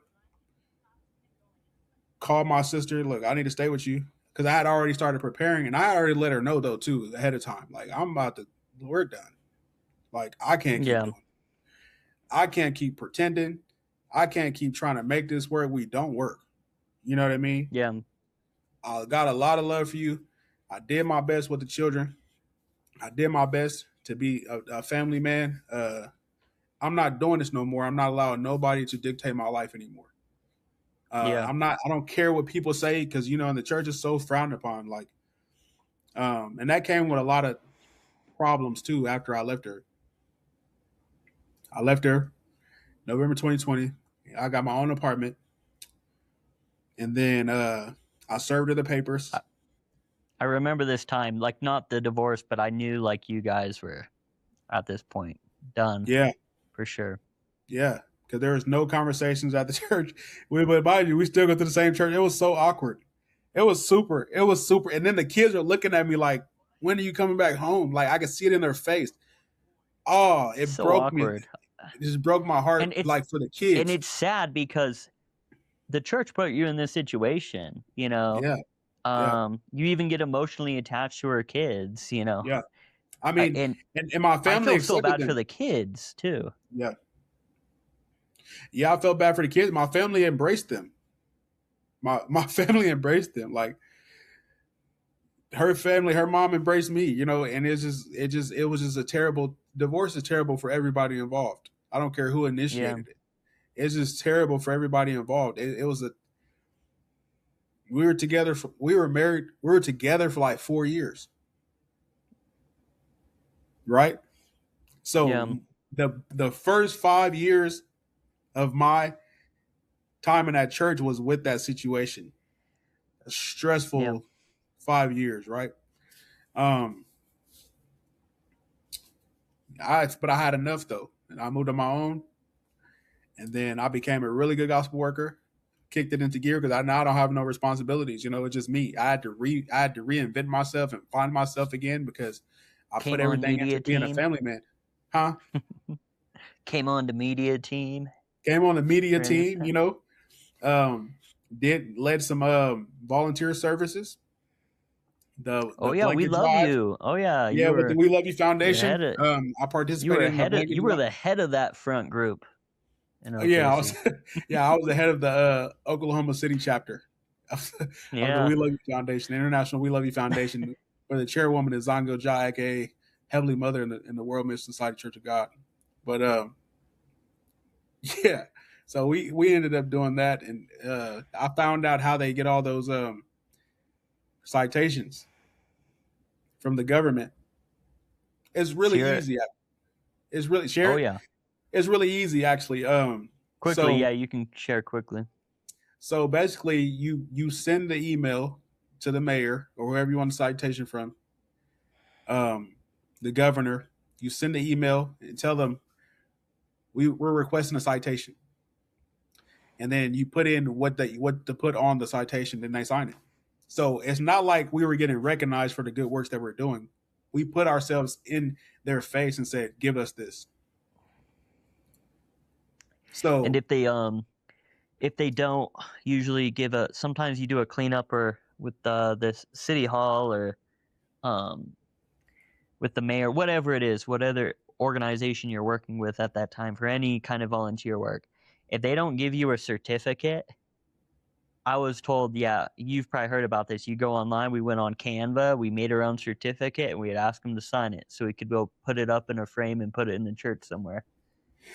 That's crazy. I never heard that actually. Because I went. Yeah, well, I did. I went. You know, I emailed it and did everything, and then went to go pick it up. I never heard that. That's crazy. Yeah. I still have the photos of us. We love you because I went out there as a media, like the guy.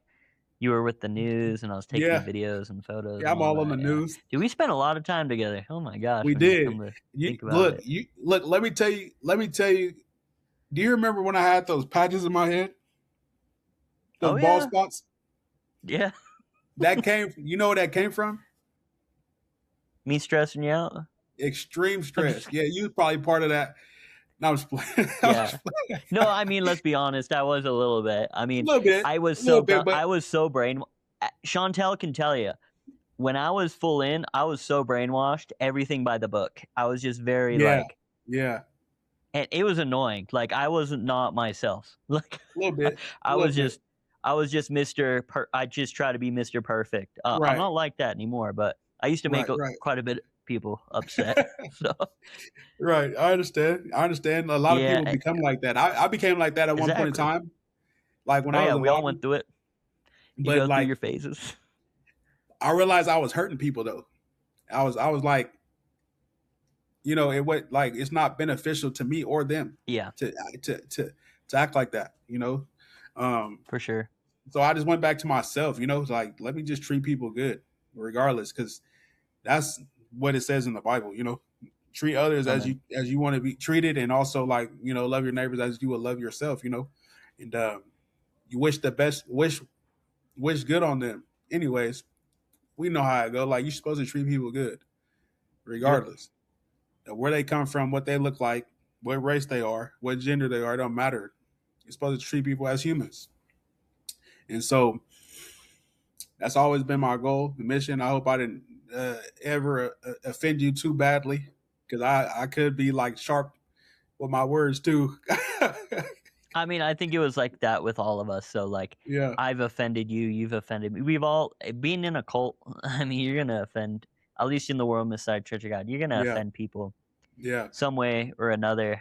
Just because of how we're taught to act and stuff. But yeah.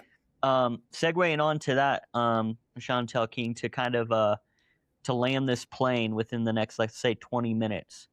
Okay, Kind of explain to me. So obviously, you separated from your arranged marriage. Let's just put it like that. right, You're in Oklahoma. COVID ended. I remember you're on media team.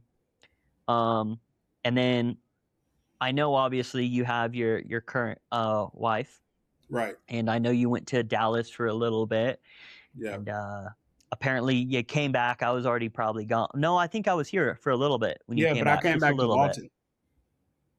Oh yeah, you came back to Lawton. Yeah. So then Yeah.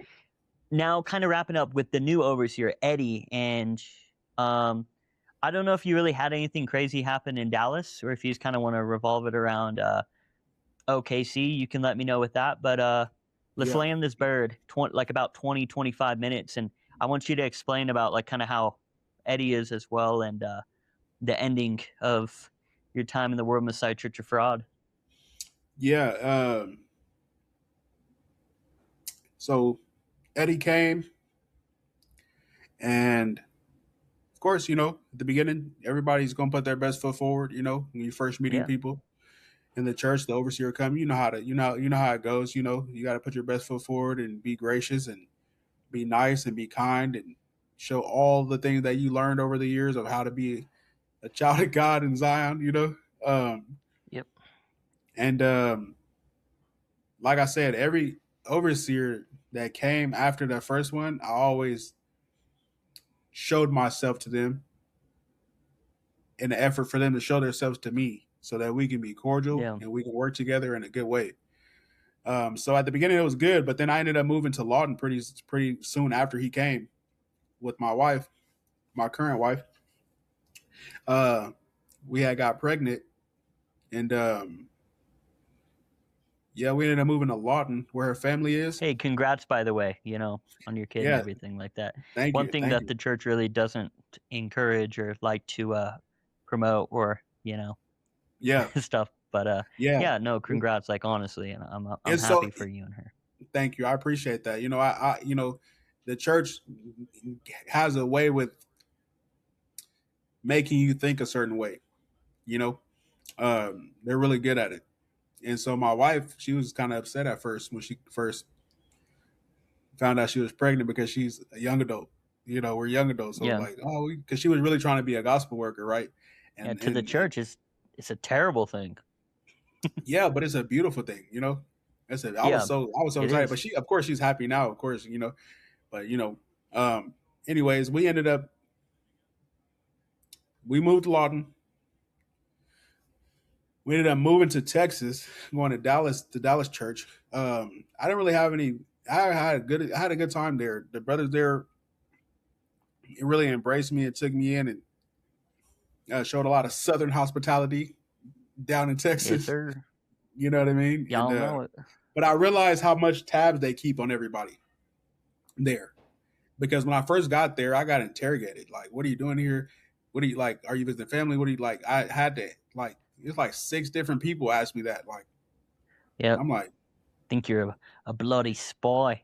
they probably thought I was a spy. So I kind of explained the situation. You know what I mean? But because I knew they thought that because of all the Daniel Park stuff that was going on in the Shenzhen Chi stuff. It was all that stuff was going on. So, and I know that location just had got hit with that right before I moved All out of there. it. So, so I know, so I kind of explained it just to ease their mind, but at the same time, I'm like, bruh, back up. But anyways, they showed me a lot of love, and Okay.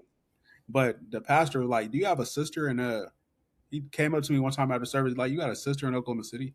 And I'm not knowing what he means, like, so you're looking me up. Yeah. That's the thing about this church. Nobody comes in there without being known. So if Yep. anybody comes in there, Who invited you? you're instantly going to get found out. So everybody, that's how everybody knows everybody. Like, you know everybody, Yeah. or you know of everybody. You can see, okay, you know who's a new person and who's a new face. You know by the way that they act, their mannerism, everything, that they're not yet acclimated. Anyways, but I just like, man, they pat like they got my file or their access to my Yeah. file. Like, he asked me, do I have a sister in Oklahoma City? I'm like, Then so I went to his office and I asked him, like, what do you mean by that? I just didn't mean anything by it. Yeah, I mean, you came up and asked me this random question after service. It was random. Did you mean physical or spiritual? That's what I asked him. So my physical sister, my blood sister, had got baptized in Oklahoma City. So I guess she's technically a member there, but she lived in Texas. But I ended up telling him about my previous marriage because I didn't know what he was talking about. Like, do you have a sister in Oklahoma City? Because they were asking me so many questions about myself, and some of them knew I was married to the other one before, but they've been around. Anyways, I think I was there for like 5 months, and then I moved back. We moved back to Lawton, and so but obviously, like, we weren't with Eddie because he was in the main church in Oklahoma City, and we were in Lawton in the branch church, and then, I mean, from this point, I've only had good experiences, right, with him.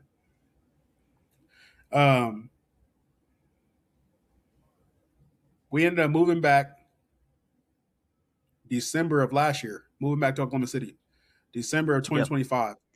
I remember, remember seeing you. Right. So then you were. It was already in the time of I was already planning 3 months earlier from that. I'm like, I gotta get out of here. Yeah, you were But going. you probably were like, oh, Mitch. You were probably like, Mitch's rainbows and butterflies.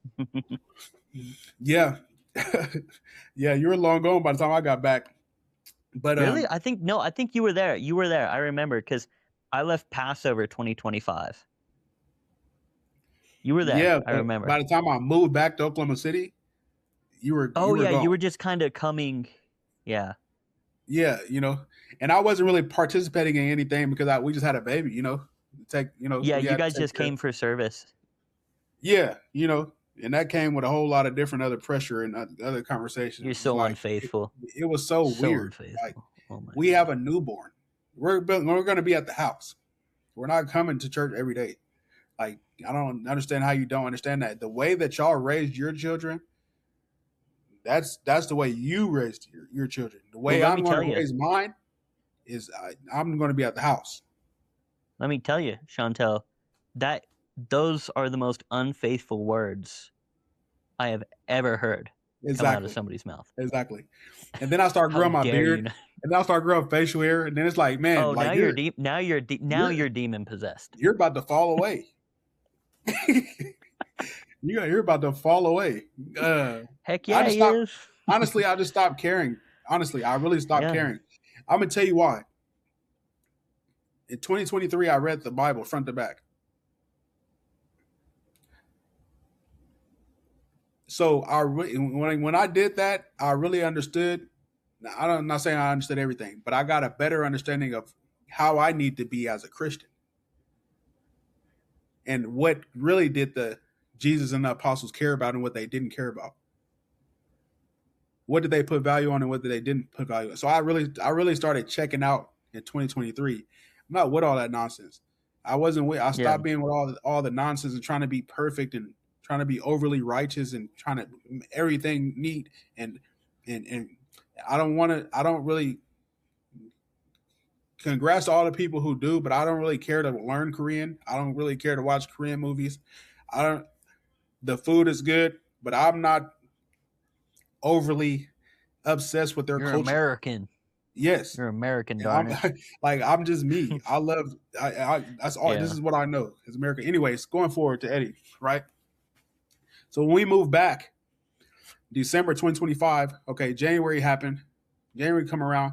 So January, I had got suspended from the church for something that didn't have nothing to do with the church. Right? Hold up. So one second. I was at the church and you were suspended and I had no idea. No, you weren't here. This was January of this year when I got suspended. Dude, I'm so sorry. Yeah, No. I was thinking 2025. You're right. Yeah. Yeah. So, Carry January on, Shauntal. Tell me to shut up. Yeah. So I got suspended, and my wife let them know. She let the church know because she expected them to come help me, right? Help me, guide me spiritually. But no, I got suspended, and the occurrence happened in December, but they found out in January. Then I got suspended, right? And I'm like, what in the world? I'm suspended for something that happened last month and that didn't have nothing to do with the church. It was completely outside of the church, and so I was suspended, and I had to keep home worship, and I wasn't allowed to go to the church. I wasn't allowed to participate in any activities, and I had time, but it was what's crazy is I felt more at peace being at home. I didn't feel any pressure anymore. Of course, I started my repentance, right? Because I know what I did, and I had to get right with God, right? And I had to make sure my family is straight. So that's what I focused on. That's what I was focusing on. I never got any. Matter of fact, the conversation that I had the day that they told me that I was suspended, the overseer himself was not in the room at all. He didn't talk to me at all that day. My group leader did. They didn't show any Bible verses, no nothing. They just like, what did you do? All right, you're suspended. Or no, you can't. You got to keep home worship. They didn't say you're suspended because later on they told my cousin that I'm not suspended, but I can't come to the church. What does that mean? Yep. So it was a lot of games, I feel like, and nothing was very clear about how should I move forward in this situation. It felt like to me, just stay away from us. Yeah. And I'm like, but if I want to repent, I want to come to God. But I wasn't allowed to come to God. Right? So, anyways, I had no conversation with Elder Eddie until like a month later when my wife told them I was looking on the internet. Uh-oh. And then that's when my group leader called me. It was like, no, you shouldn't be doing that. And I said, why not? Don't you dare watch Brother Mitch. But I had time away from them, and I had time to really think about everything. And so when Elder Eddie called me, so let me rewind. because this is important. Okay. Because I really didn't appreciate him what he said to me.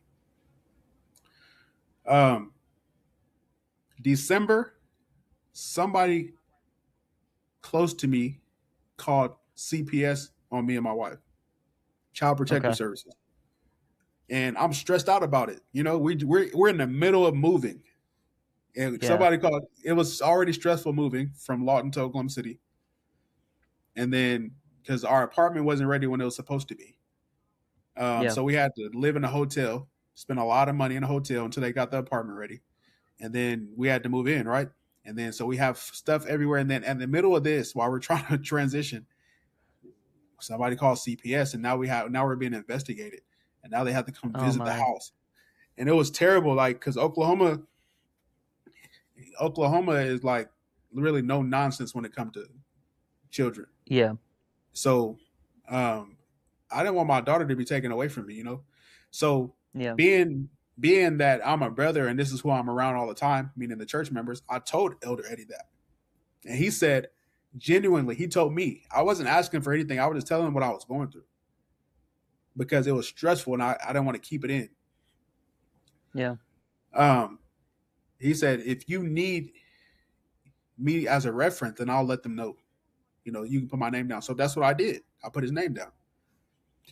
But while I was suspended, when he called me because I was looking on the internet, he said, the first thing he said on the phone was, yeah, the CPS called me. I just wanted you to know, brother, CPS called me. And I told him, you're this, you're great, you're this, you're great, all how he does with the PR stuff, like you're very this, and you're this, and you're this, and you're that, you're good, and you're this, and your wife is good, and you know how he goes and goes. He tries to give 5 compliments before he Yeah. So and anyways, really, it got down to 0 compliments for me. Yeah, I pushed. Right. It was just straight. Anyways, I'm sure. Yeah. I'm sure. So he brought that up, but really I'm trying to figure out. I kept asking my group leader, when can I come back? Or what are we waiting on? We kept waiting on head office. Yeah. And so that's really what I want to talk to him about. But he brought this up first. All right, let's address this. So I asked him, when did they call you? He stuttered. I said this to myself. I said this kind of sound a little fishy. I don't know if he's telling the truth or not. Because he's just saying it to make you to like. Exactly. Or what he's trying to make me feel like he's doing something for me. He's doing a favor for me. You put yourself in that favor. I do it if that is the truth, because I kind of don't believe you. The reason why I don't believe him is because when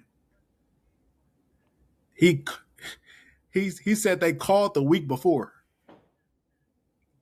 Okay. You knew that was very important to me. But because you don't want to talk to me, you decided not to call me when they called you and tell me that. You waited a week later until you found out that I was on the internet, and then you want to come tell me this. Why didn't you tell me when they called me? He's a manipulator. Okay. All right. So I want everybody who's listening to think for themselves. And what do y'all think about that? So you wanted me to, okay, so moving forward. So I didn't appreciate him bringing up my daughter. Right? A week later, at this point, it's already over. You could have kept that to yourself, honestly. Yep. And we passed it. We passed the inspection and all this extra stuff because we're taking care of our daughter. The person that called that was completely out of line. That's another story. Anyways, and so we're going. We're talking about. So I asked him. I said, so when can I come back? Or what are we waiting on from the head office? What word are we having? Right. So, boom. He was like, yeah, we're waiting on head office. We don't get answers on our time. This is head office. I said, cool, okay. All right, because really at this point I didn't really care when I came back, because honestly I was already mentally checking out anyway. So I just wanted to know because I still believed, and so I can operate properly. And he goes on and he said, yeah, we're with you, brother. I said, no, I feel like I'm by myself. Nobody's reaching out to me like that. A couple people did. But Is this the same time you told them you looked online, or a little? That's the reason why he called me, is because I looked on the internet. My wife told him. Because she wanted them to help me, right? She had all the good intentions. She had all good intentions. Yeah, no. She didn't think that they were going to treat me like this. She didn't think I was going to get suspended. You know what I mean? Yeah. So I'm like, nah. He's like, that's a bold statement. You said that nobody's with you. Because you remember, I came to you when you were sick, and I came and gave you medicine when you were sick. I said, yeah, you did, but right after that, you found out. My wife told you, and then that's when you cut me off completely. You didn't reach out at all after that. So that was cool. You came, and another thing, he's PR because the first thing he did when he brought that medicine was take a picture. Let's take a picture. You think I want to take a picture and I'm sick? Yeah. Typical Eddie move. Everything is PR. Everything is for PR. The image of the church. That's why he made me print out and make my own certificate so people can sign it. This is exactly why this guy, when I wasn't even prepared, we were just picking up my wife or something at my house. He just barges in and makes it just like, nope, we're coming in, pretty much, like to check it out. And then they want a photo, and then they want to post it online. This guy is the biggest PR, the biggest manipulator. I understand. I know who Eddie is behind closed doors, and he is not like he is to the public. But Eddie, you're going to probably watch this, but I don't care. Yeah, and that's whatever, because God knows the truth. So yeah, it is what it is. So and also, I really don't care if you watch it or not, because you already lied on me anyway, trying to manipulate my wife. So it is what it is. This is the truth. But anyways, going forward, so he goes to explain. When I said I feel like I'm by myself, he goes off to explain everything that he's done for me. Okay, cool. So you want me to tell you? And then he goes off and said, he gave me an example of another brother who had went to prison. He said, this brother, when I called him, he said, oh, I didn't want to talk to you like this. I even feel even more shameful talking to you, Elder Eddie. In my head, I'm like, why would I feel shameful to you? I didn't do anything to you, and you're not God. Yeah. In my head, right? Yeah. And I was just thrown off by that. Like, so I said, I'm not the same as that person. We're different. We tread. He does it to make you react and treat him a different way after this, or respond in the way he wants to. Any other way than what I need to treat you and what you show me. I'm not about to I don't put nobody on a pedestal. I mean, ask the other overseers. I don't put nobody on no pedestal if you're not God. Yeah. So, and also, I don't really even know you like that. Like, we knew each other through the gospel. That's not really getting to know people. You know what I mean? It's different. So I was really, I didn't appreciate him trying to make me feel less than what I did. He said, right now you need to be focusing on repenting. I said, that's what I've been doing. I've been repenting before you ever even found out, because the thing happened before you, a month before you even found out. So how you going to tell me to repent? And when I've been doing that already before you ever found out. And also I told him, I said, why would I feel even more shameful talking to you when I'm trying to get back to the church so I can really get close to God, especially after all that. So I said, I didn't do anything to you or nobody at the church. So why are y'all treating me like this? Just shunning me, just stay away from the church, stay away from us. We don't want nothing to do with you. That's how I feel about it. Yeah. And he was like, I'm sorry. Can I say something really quick, Brother Shauntal? Yeah. I want to say this directly to Eddie, because I know he's going to watch it. He feels so comfortable being able to tell people they need to repent. Yeah. But how would you feel, Eddie, if someone came up? How would you react if someone came up to you and told you, Eddie, you need to repent? So I'm going to say that. Eddie and Emma, you need to repent. And repenting, as you always told me, is not just before God. There needs to be action. And if you did something to somebody else, then you should say sorry to them. So I'm confronting you, Eddie and Emma. I'm telling you guys because you love to tell me it. I'm telling you guys, repent. I asked for an apology. I asked for this. I asked for you to say sorry in writing and verbally. But yet you guys have ignored me and let rumors spread about me and other ex-members and think this is okay. So I'm telling you, an overseer of the World Messiah Church of God, Eddie, and you know it, and Emma, because the way you treated also the former assistant overseer of you, Quincy, from Salt Lake City, and how you treated your other assistant, repent. Repent. You guys need to repent for the way you guys treated us. I would still be in the church to this day, most likely, if I wasn't treated the way Eddie and Emma treated me. Yeah.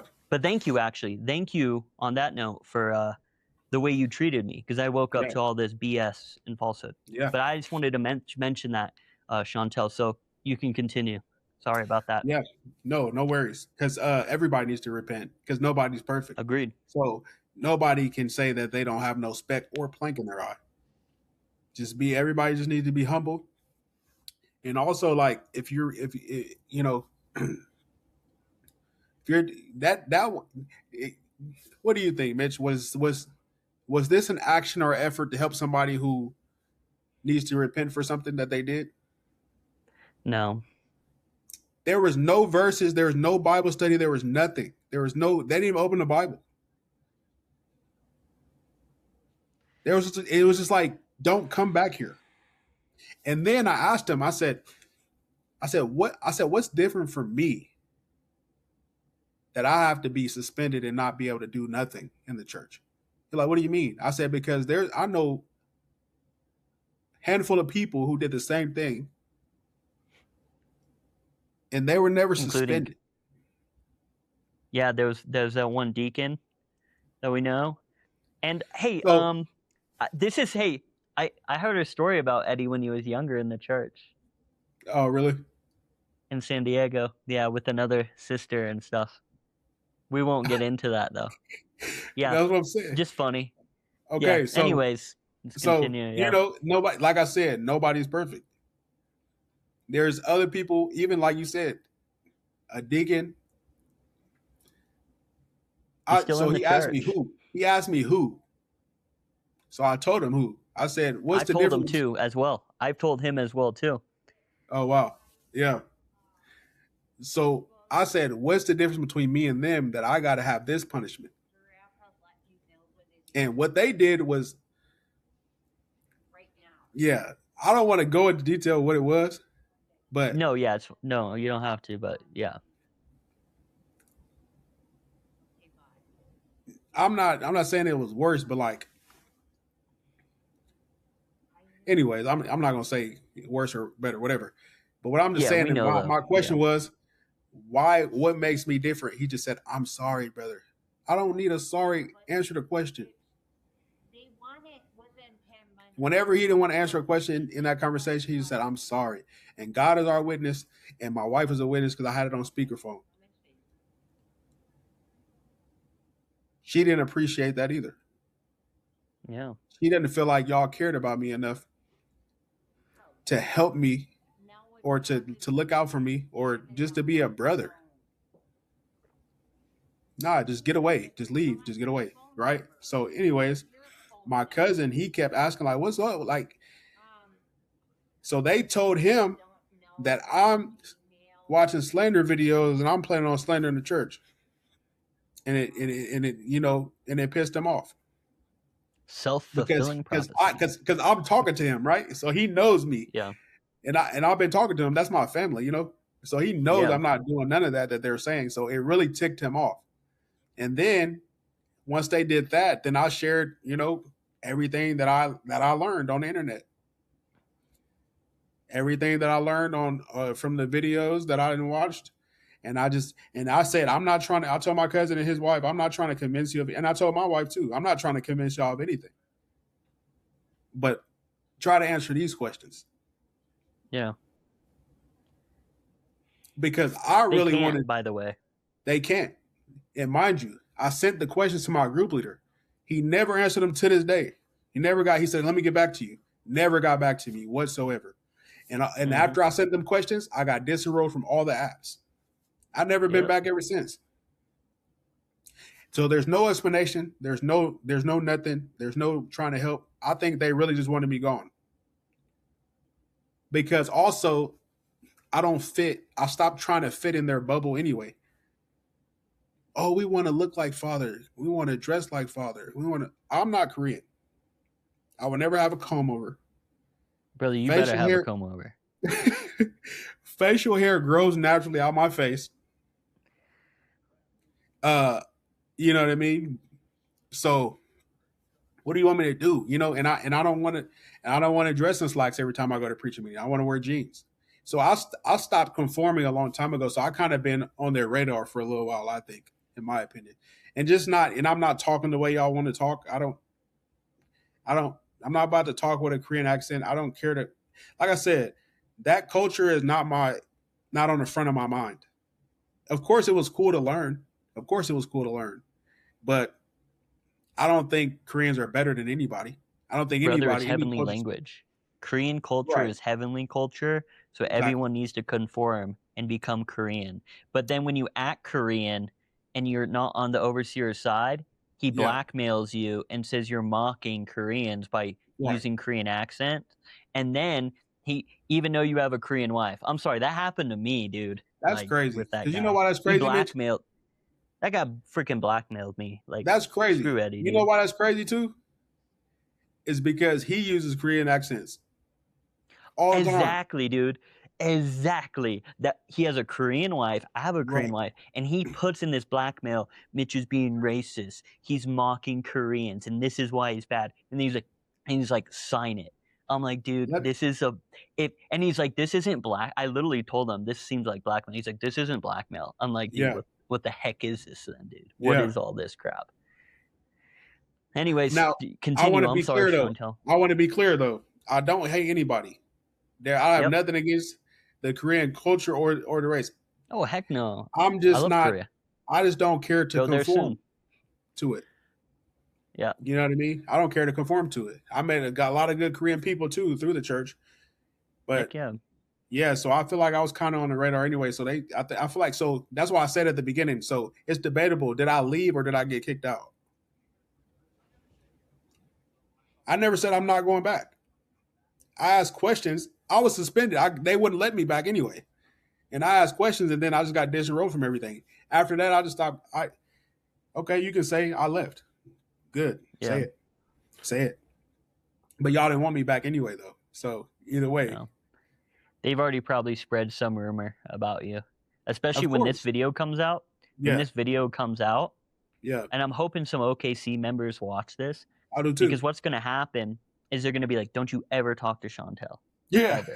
Because now they're gonna try to create that bubble of information control. Right. And then once they tell everybody that, now they can spread a narrative. Shauntal's this. Shauntal's that. Shauntal joined Daniel Park Church. Maybe you too. Bruh. You're another one. Bruh. Now look. Now I have a message. I have a message for the members because I know after this video come out, it's gonna be like that, right? Because we've been around, so we know how it goes. Yep. Right. Like I said at the beginning, those who know me really think about who I am and what you remember of me versus what he says or anybody says about me. Yep. Really think about that and how I treated you and what our relationship was. Really think about that. Now, if you don't want to talk to me after this, fine. But really think about that though. This is a person that you known for 9 years versus a person you known for 3 years. You're gonna really listen to this person and say, I'm this kind of person. I'm gonna tell you right now, you know who I am. I'm not perfect, but you know what kind of brother I was. Yep. So, yeah. Awesome. And I wanted to say, well, go ahead. One more thing. And I know a lot of people had the same questions we had. I know there's members that looked on the internet, but they're still there because they make themselves not think about it. Because I've done it. I've been looked on the internet multiple times throughout my life, from the beginning, the middle, and the end. So that wasn't my first time seeing those things. I just made myself shut it off. And I will ask the questions at the church, but they never could be answered. So don't be afraid to ask questions. That's what I wanted to say to the members. Don't be afraid to ask And anything that you don't misunderstand. Get some understanding. If you can't, if there's no answer, then there's no answer. Just think about that. Yep. And I want the members to know, like you said, ask the questions. And I want everybody to know I ask the questions as well. I went to overseer. I got sent to Dallas, Texas, to the regional leader. I asked the questions. None of them could answer the questions. And their questions were BS. They wouldn't answer them. They just did circles and said some other stuff. And to hold on to my faith even a little more and hoping this was true, I decided, okay, we'll go to Korea. Because if there's any place that can answer any of these questions that's going on with this organization, the lies, the history, the removed chapters, these other books of Ahn Sahng-hong they don't let us read, how they're treating people, about the court cases, the lawsuits, so on and so forth. If anyone can answer these and prove to me that everything I've seen is false, it's going to be the head office. And even the head office, Jang Gil-jah, Kim Joo-chul, Kim Joo-chul's sister, the internet mission team pastor, for 2 weeks, roughly almost 2 weeks, I was there. They couldn't answer a single one of my questions. So do it. Go to your overseer, ask the question. Go to your leader, ask the question. But just don't take their narrative for it. Don't just listen to their answer, but don't just believe what they tell you. Go find out now for yourself. Go research yourself and see if that answer they gave you is actually reasonable, if it's if it's truth, or if they're just lying to you to keep you at the church longer, to keep you in the faith. This is what you need to realize, World Side Church of God members. You think because you're talking to the overseer or a leader that they're telling you the truth. Well, guess what? They've been lied to. They think they're telling you the truth half the time, but they're not, because they don't even know the truth. That's all I got to say with that. But any final words, Shauntal? I know you had some final words there, and I kind of gave some, but you can, if you have anything else to say to the members, you know, I love you guys, honestly, as well. We're on the Side Church of God members. I love you. And I hope you guys just do the best, but I hope you talk to me and don't look at me as demon possessed. And even if Eddie and Emma ever leave the church, I'll welcome with open arms, and I will, everything that happened, I'll let it go, because I know why you did it, because you're in a cult. All right. So, but Shauntal, final words. Final words. If you believe in the Bible, read it read it with a humble heart and a humble mind, as if you don't know anything. It'll tell you a lot. And then compare it to the doctrine. And really have real love for the ones that come through there. And not don't just be robotic or treat them as a number, because those are that's somebody's son, that's somebody's daughter, somebody's brother, somebody's sister. They got family who love them. And they're human, right? So really, and even for myself, check your character and read the Bible for yourself, and don't be afraid to ask any questions. And just know you might get discommunicated for asking questions, because my cousin and his wife, they started asking questions, and they said, you know, they can't come back until they get these answers. They got disenrolled after that too. And then the deaconesses that came to talk to my wife a few weeks ago, they said, none of us can come back besides her for asking questions. They only asked questions. They didn't even do anything. So just keep that in mind, you know. And also, I got a lot of love for my brothers and sisters there too. I mean, I built great relationships with y'all. Been around y'all for y'all. A lot of y'all seen me grow up from 20 to 30, you know. So there's no love lost, but I'm just gonna tell the truth, especially if there's lies told about me. Yep. Well, I'm so thankful for having you on, Shauntal, man. It's so nice being reconnected, because, man, I've been shunned for a long time. And I even had a deacon tell me I was demon possessed. Get behind me, Satan. You're harassing me just for texting him. So if that doesn't tell you they were spreading lies about me in the church, to have a reaction to a deacon say something like that after not talking to him for like 9 months, I don't know what else to tell you. But what Shauntal went through, this is his experience. This is his side of the story. And we're on the side Church of God. You always have the chance to come on. You can always come on my channel, Eddie or Emma. And let's hear your side of the story without the lens of the head office. You know what I mean? How about we just speak truthfully now? And let's stop spreading lies about people. And I like how you mentioned questions. Questions is a downfall of this organization. It's what they're most scared of, because questions unveil this curtain that's been over our eyes for so long.